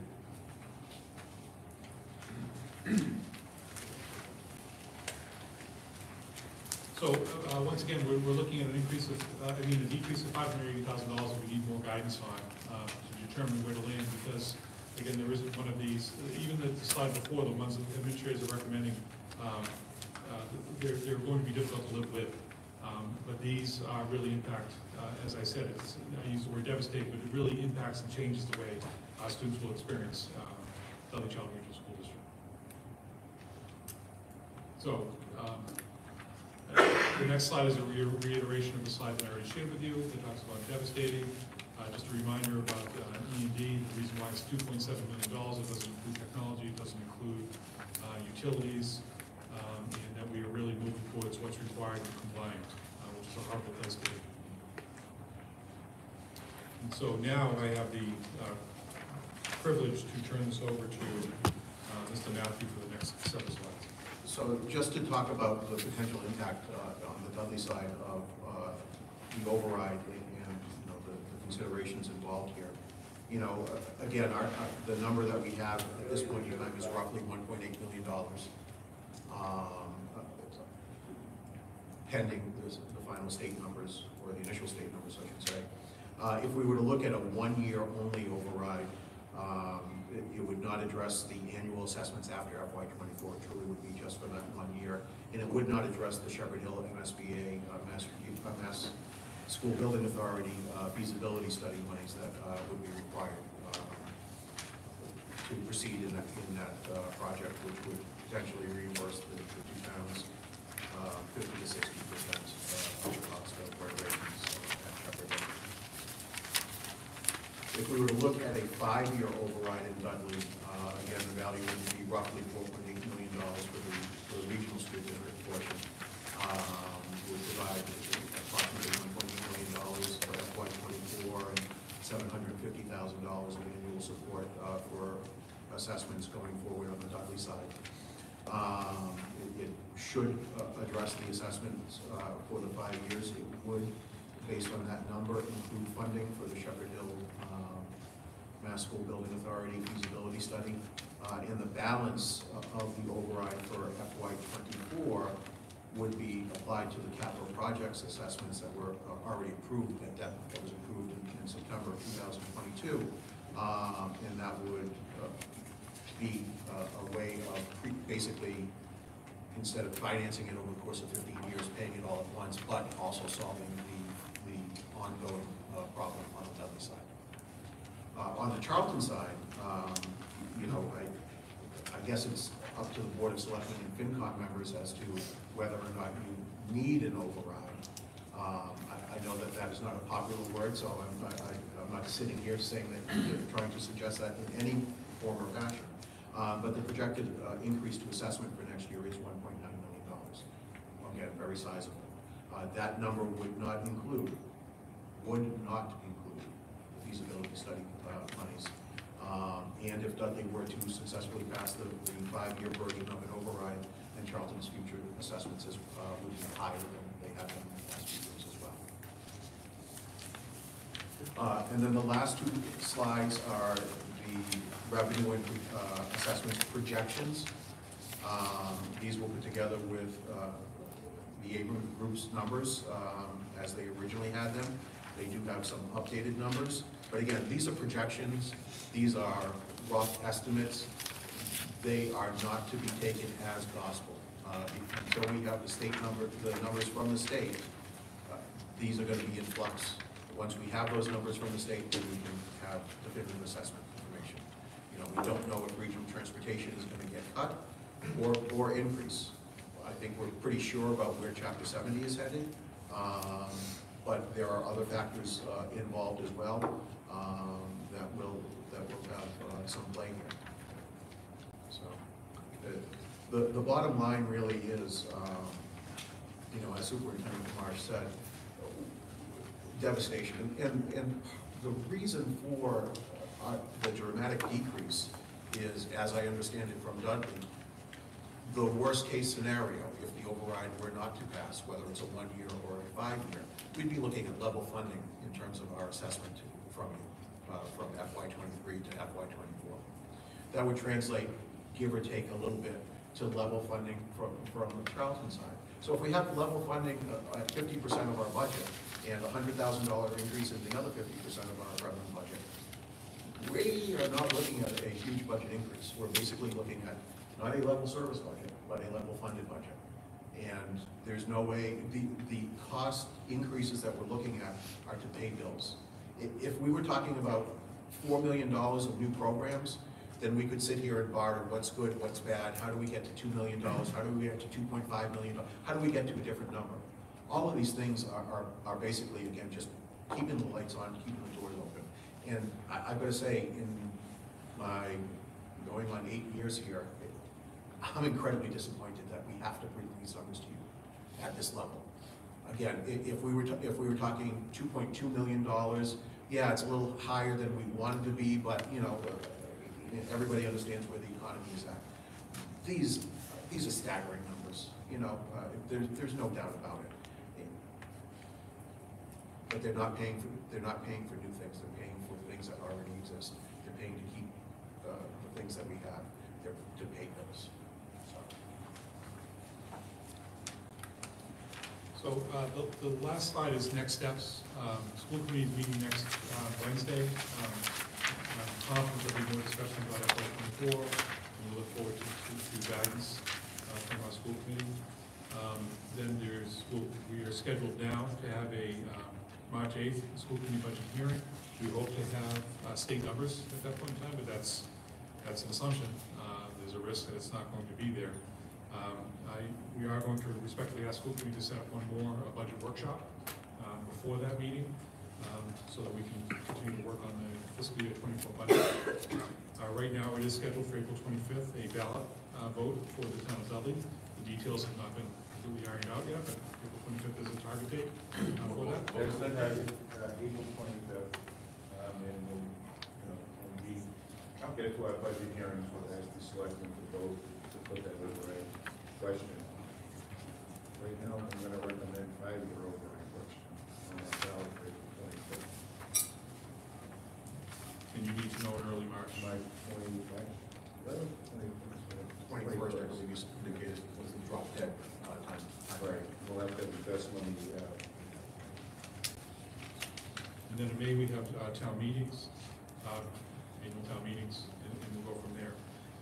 So this presentation this evening, this overview, it was our hope that people would have a better understanding as to where we're coming from, what we're working through and trying to figure out for the Dudley Charlton Regional School District. It's not a happy event. It's not intended to be a positive walk away. It's a reality for us. It's something that Mr. Matthew and I are working on for a year now. And we, again, town administrators, we've been working on it for quite a while. Do we have the exact numbers? No. Every time Mr. Matthew and I would meet, I recall the days where where everything all of a sudden cost $5. Everything all of a sudden cost $10. You always needed a $20 bill in your pocket. Every time Mr. Matthew was coming in, it was $100,000. This is increasing by 100. This is, it's hundreds of thousands of dollars. Nothing was under $100,000, and it was just blowing us, both of us away. With what we were getting back. And the example that Mr. Matthew gave of that 3 bids for transportation, one was $1 million increase. We thought there was something wrong there, but that's, as I said in my email to all of you, the public-facing entities have dealt with a lot over the years, and it's bubbling up. The increased wages of bus drivers is bubbling up. It's going to impact all of us. So I hope that there was a better understanding for all of you this evening. We clearly have more work to do. As a committee, we have more work to do. We do have to present 2 budgets to you as a community, one with a $2.7 million reduction and one with a $3.6 million level service increase budget. We have to present those to you. Once again, this is troubling for all of us. Nobody has an easy stake in this. Nobody is walking away with relief. We can all walk away as champions from this if we were able to figure this out. And we don't want to go back year after year. We don't. That's not the goal here. The goal here, we thought, was to, as I talked about earlier, was to repair some of the fiscal structures that are in place. Again, Charlton's had increased revenue. Dudley's working on that. But how do we, change the financial structure of all of this? In the example I gave you was E&D. How do we get out of that vicious cycle of E&D? We're not able to do that here, but we're hoping that this is a solution for the time to come, for years to come. this is tough news this evening, and whether you're here tonight or you're watching at home or listening, or you'll see it tomorrow or something of that nature, or you'll talk about it in the schools, this is going to have a ripple effect. But saying that, the one thing that I've come to learn in Dudley Charlton Regional School District is the exceptionalness of our staff and our educators. It will not change what they do from day to day with their students. It will be in the back of their mind, it will be in the front of their mind. Again, it will be at the water cooler, it will be in the copy room, it will be by the shredding machine, it'll be everywhere. But what they provide to you as a community for your students and your children won't change through this process because of their dedication and your investment in them. As I've shared in previous fiscal year budgets, the district has done extremely well investing in educators and teachers in the Dudley Charlton Regional School District. So they will continue that work. But again, the impact is going to be real for them because the two things that bother all of us is anticipation. If you're the last person to speak in a room of 50 people, by the time it gets to you, I don't care who you are, there's still some level of anticipation that may spin you a little bit. And then the unknown, not knowing where we're going to actually land, not knowing what the Board of Selectmen is going to do, what school committee is going to do, what the voters are going to do. Those unknowns will wreak havoc with people, but we need to work together and be steadfast on trying to do what's best for Dudley Charlton, for the regional school system, also the community of Dudley and the community of Charlton, to work together on this. So that's why we greatly appreciate you coming this evening and listening to the Abrams Group present on nuts and bolts around financing for municipalities as well as the school system, and also listening to what the Dudley Charlton Regional School District has to actually continue to work on and refine in granular detail for us as a district, and what that impact will mean for every child in Dudley Charlton. So I'll turn it over to the chair for any questions that may be asked as well. Sorry, two quick questions. The first, I want to commend the school committee and the administration. This was actually really helpful, and it was like, honestly, everyone did a really nice job. This is really good for everybody. First question, Rich, can you educate me on the 1 year versus 5 year override process? I've just never heard it phrased that way before. Like, what's the underlying meaning to it? Because, I mean, meaning, are you saying after 1 year that the taxes fall off? Or, like, so both for me and probably up like a fair amount of people, can you explain what you mean by that? Sure. The goal, when we started talking about override last year, was to provide a sufficient increase to Dudley's operating revenues that would allow us to have, again, roughly a 3% type budget increase year after year. Yep. Okay, so, you know, just as we did in the override in 2018, where that first year you received that full assessment of the $3 million, but half of it was basically for capital, the wiring projects. And then that capital money in the second year turned into operating money. The same concept would be true for the 5 year approach in Dudley. Again, paying for a lot of the capital stuff right up front, almost all of it. And then yes, in the second year, there actually would be a decrease in the amount of taxes assessed, gradually building back up, so that in year 5 it was at that, you know, that level, that same level as 2024. So the tax increase isn't actually permanent. It's permanent, but the ability to tax versus the actual taxes would have a sizable gap in FY25 and then gradually decrease. I'm not gonna lie, I'm kind of confused about that, so I may talk to you offline. And the second, Rich will know.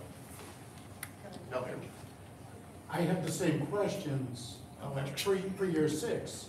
There's no sunset provision for what was done the other schools 6 years ago.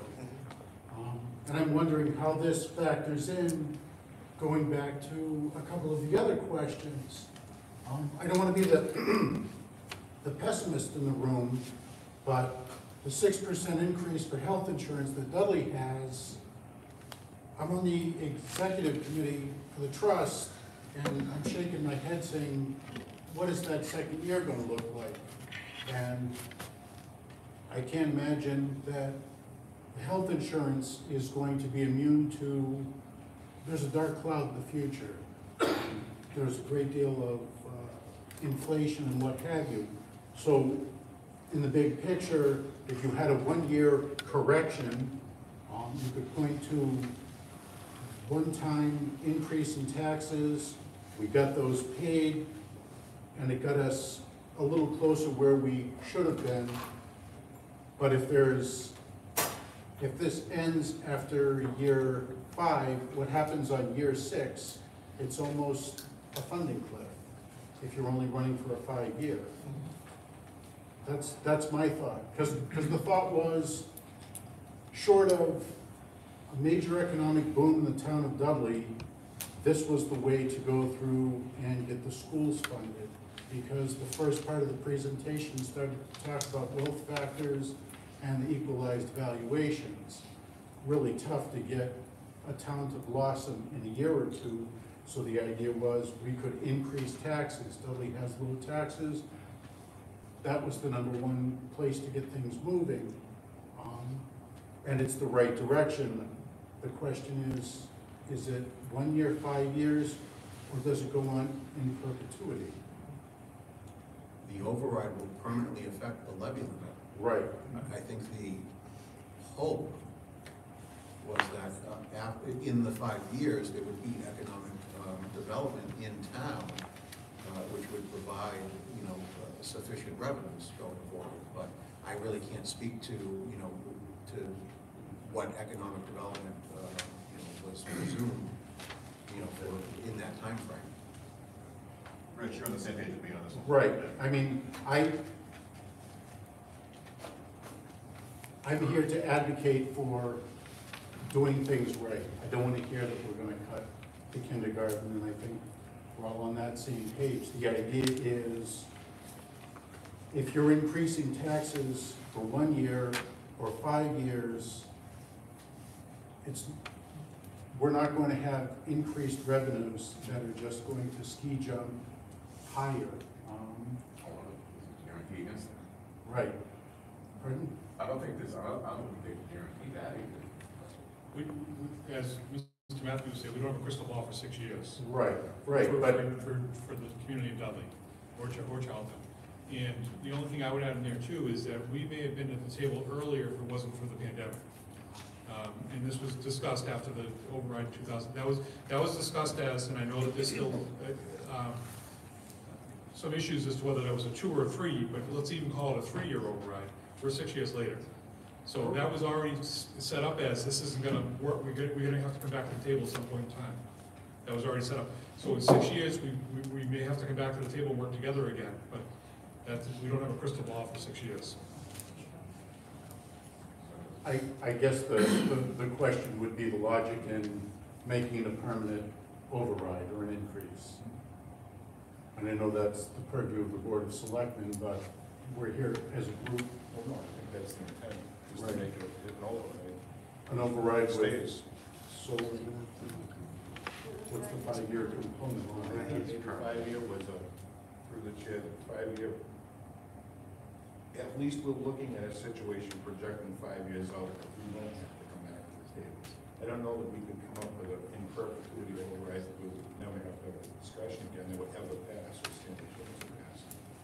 But I think 5 years was more of a target than a, I would hope, I'm certainly doing it on the municipal side, but I would hope that the district 5-year number is the actual, at least 5 years before we have this discussion, as opposed to 3 and hopefully 5 when everybody's out of money. But I think we probably assigned a 5-year imaginary number. If we used 5 years as a target, that we would not have to have this discussion, because I don't think it's palatable. We don't know we don't know what's going to happen in year 6. We don't know what the economic condition of the town, either town is going to be. So I think we had to choose a palatable number that would work at least 5 years, and ask the voters to approve that number. That's why we predict 10 years, 20 years. And how does that ever stand a chance of passing? And just for clarification, I heard a couple of things tonight, that while, Charlton's seen some really good revenue growth, no one said it's a trend. I know the feeling. We see the building, we think it's there, right? We haven't We live in this town too. Like 20-year tips or interesting. Just my follow-up, this was real quick, I promise, and then I promise I'm done. So right now, we're looking at minors. We're looking at 3.6 million increase, 2.7 decrease. In all seriousness, because someone's gonna ask this question to us, how come there's nothing in the middle? To say, you know what, let's just increase by like $1 million, knowing that you still, I'm obviously making up numbers, like, or X number is in the middle, knowing there may have to be, at least for 1 year, cuts, but then maybe next year is a different story. So I suppose that's what I'm trying to get at. Like right now it's being, look, we project everything out 3.6, everything stays the same roughly, or basically is the apocalypse. Why isn't there anything in the middle to have both communities have a discussion to say, could we live with that? And I'm not, honestly, so I'm not sure whom to address that to. Well, that's kind of the way you did it last year, right? You had the 3 silos. Right. Simply because, as I said before, my understanding from the town of Dudley is that we're looking at level funding for FY24 if the override fails. So it's not like Dudley saying, oh, you know, it's level funding, but we can give you an extra $500,000, which would allow for $1 million type increase for us. I suppose, let me rephrase, why we don't want for a smaller increase, knowing for a fact that that will, or maybe a smaller override from our colleagues in Dudley, as opposed to, and again, I don't want to speak for, you know, for Dudley, obviously, but I'm just trying to understand why it's at 3.6 at level funding, or it's 2.7, oh, I'm sorry, for level staffing for next year, versus level funding 2.7. How come there's nothing in the middle that says, yeah, there's going to be a smaller override or increase from Charlton that'll have a negative impact, but it's not going to be quite as draconian?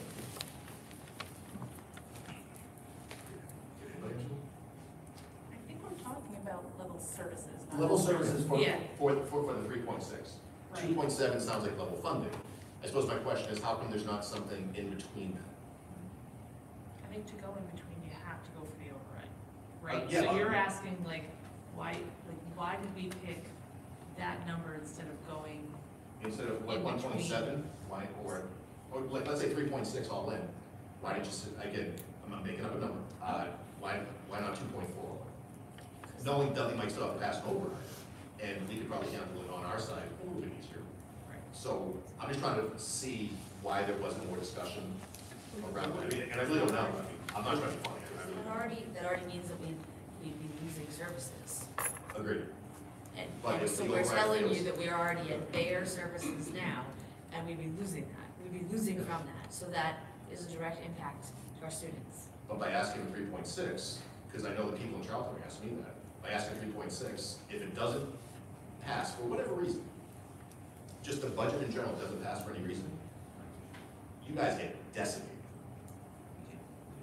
So why is there not a third option?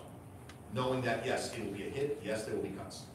But why is there no discussion about a third option that might be more palatable, even though it will be painful to students and parents? Completely understand. Right, so in essence, you're talking about that first list, the administrative recommendation, and identifying on that list, where's the middle ground on that? For all intents and purposes, Okay.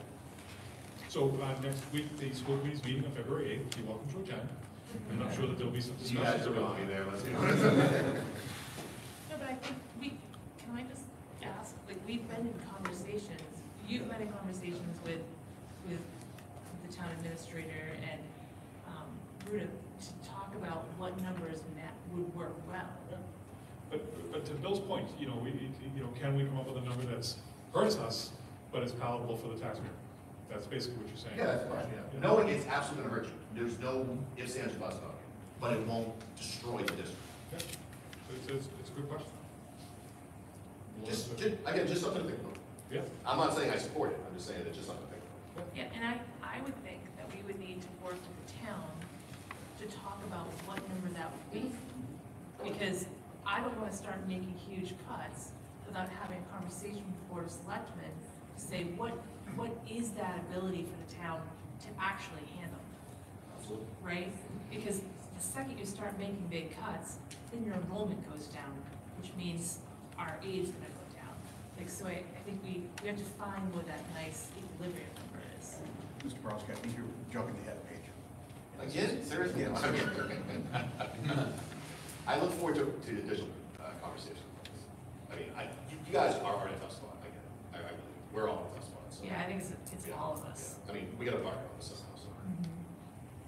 I think, I don't know about the other school committee members, like, before our next budget meeting, if you and Steve were, like, Steve and Rich, if you were able to meet with the town, or we can meet as well, to just kind of figure out what is the magic number that you believe an override's gonna pass? Because I don't wanna start cutting positions, because every time we meet, we start cutting things haphazardly, like, Again, respectfully, that would require a crystal ball to know what the taxpayer will be palatable. 3.6, 2.6, 2.1, it's. So let me just, through the chair, the town of Dudley is also asking for a municipal override as well. The reason, and part of the mistake, and I'm, accept responsibility for it, because I was a member of the Board of Selectmen when we did the first one, and it passed, is that we didn't address our municipal needs. We addressed the school assessment and the school assessment, and we kept making the same mistake for the past 5 years. Defer maintenance, ignore regulatory compliance, just keep cut. So the common ground that we'd love to get to, and our ability to absorb that increased number for a five-year override is really, it's not there. Capacity's not there to absorb it. We're asking all departments in Dudley to cut 10%. We're going to have a huge stabilization if the override hits. And regulatory compliance going to be right down to where we were. So, boy, I understand where you're coming from on your side. It's, whatever we go up, you've got to meet that number. It would be nice to have a happy medium. Our municipal side needs to be addressed. And again, just to repeat, if we are including new programs in here, then that obviously though we could put those on the table. But if we're talking about the override, we might as well pay all of our bills in the initial discussions there. If it turns out that no, that number is just completely not acceptable, then we have to go back and say, what can we live without? How can we lower that number? But right now, we're talking about just paying bills. I just would like to say again, we've gone back and said, what can we live without? And we've cut. And you can see that the numbers changed from when we met in Dudley to when we met today. And I think it went down, help me, 0.5. $500,000? Yeah. Thank you. I said it wrong, but $500,000. And so that conversation has been continuous, and it isn't lost on us, but when there's nothing left to cut, there's nothing left to cut. what was our total amount that we cut last year? Well, we were hoping to get around a 4% increase and ended up with a 3.23% increase. So I want to say there were 8 staff total.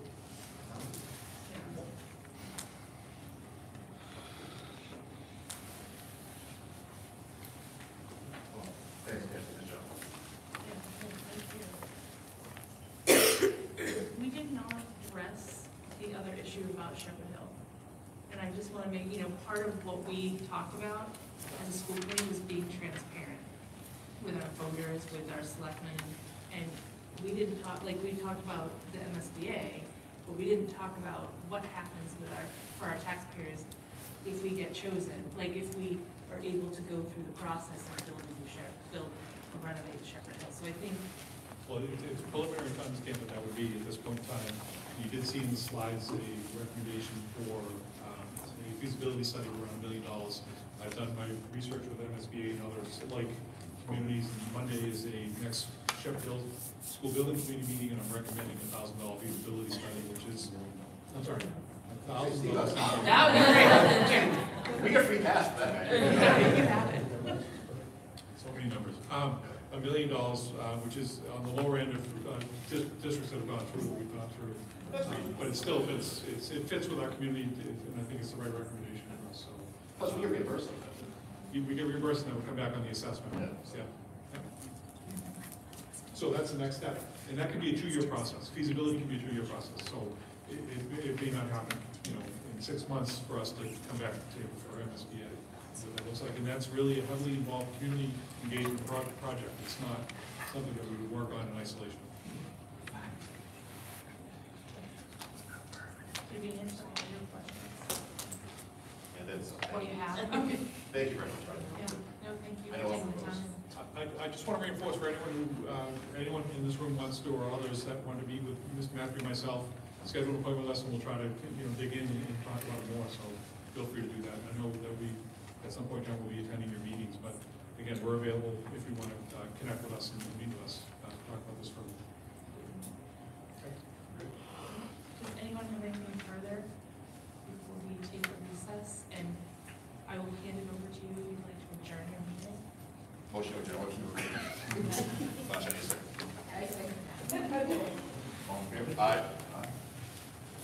Thanks, school committee. Well done. Yeah, thank you. We're going to take a 5-minute recess and then we'll go back to our meeting.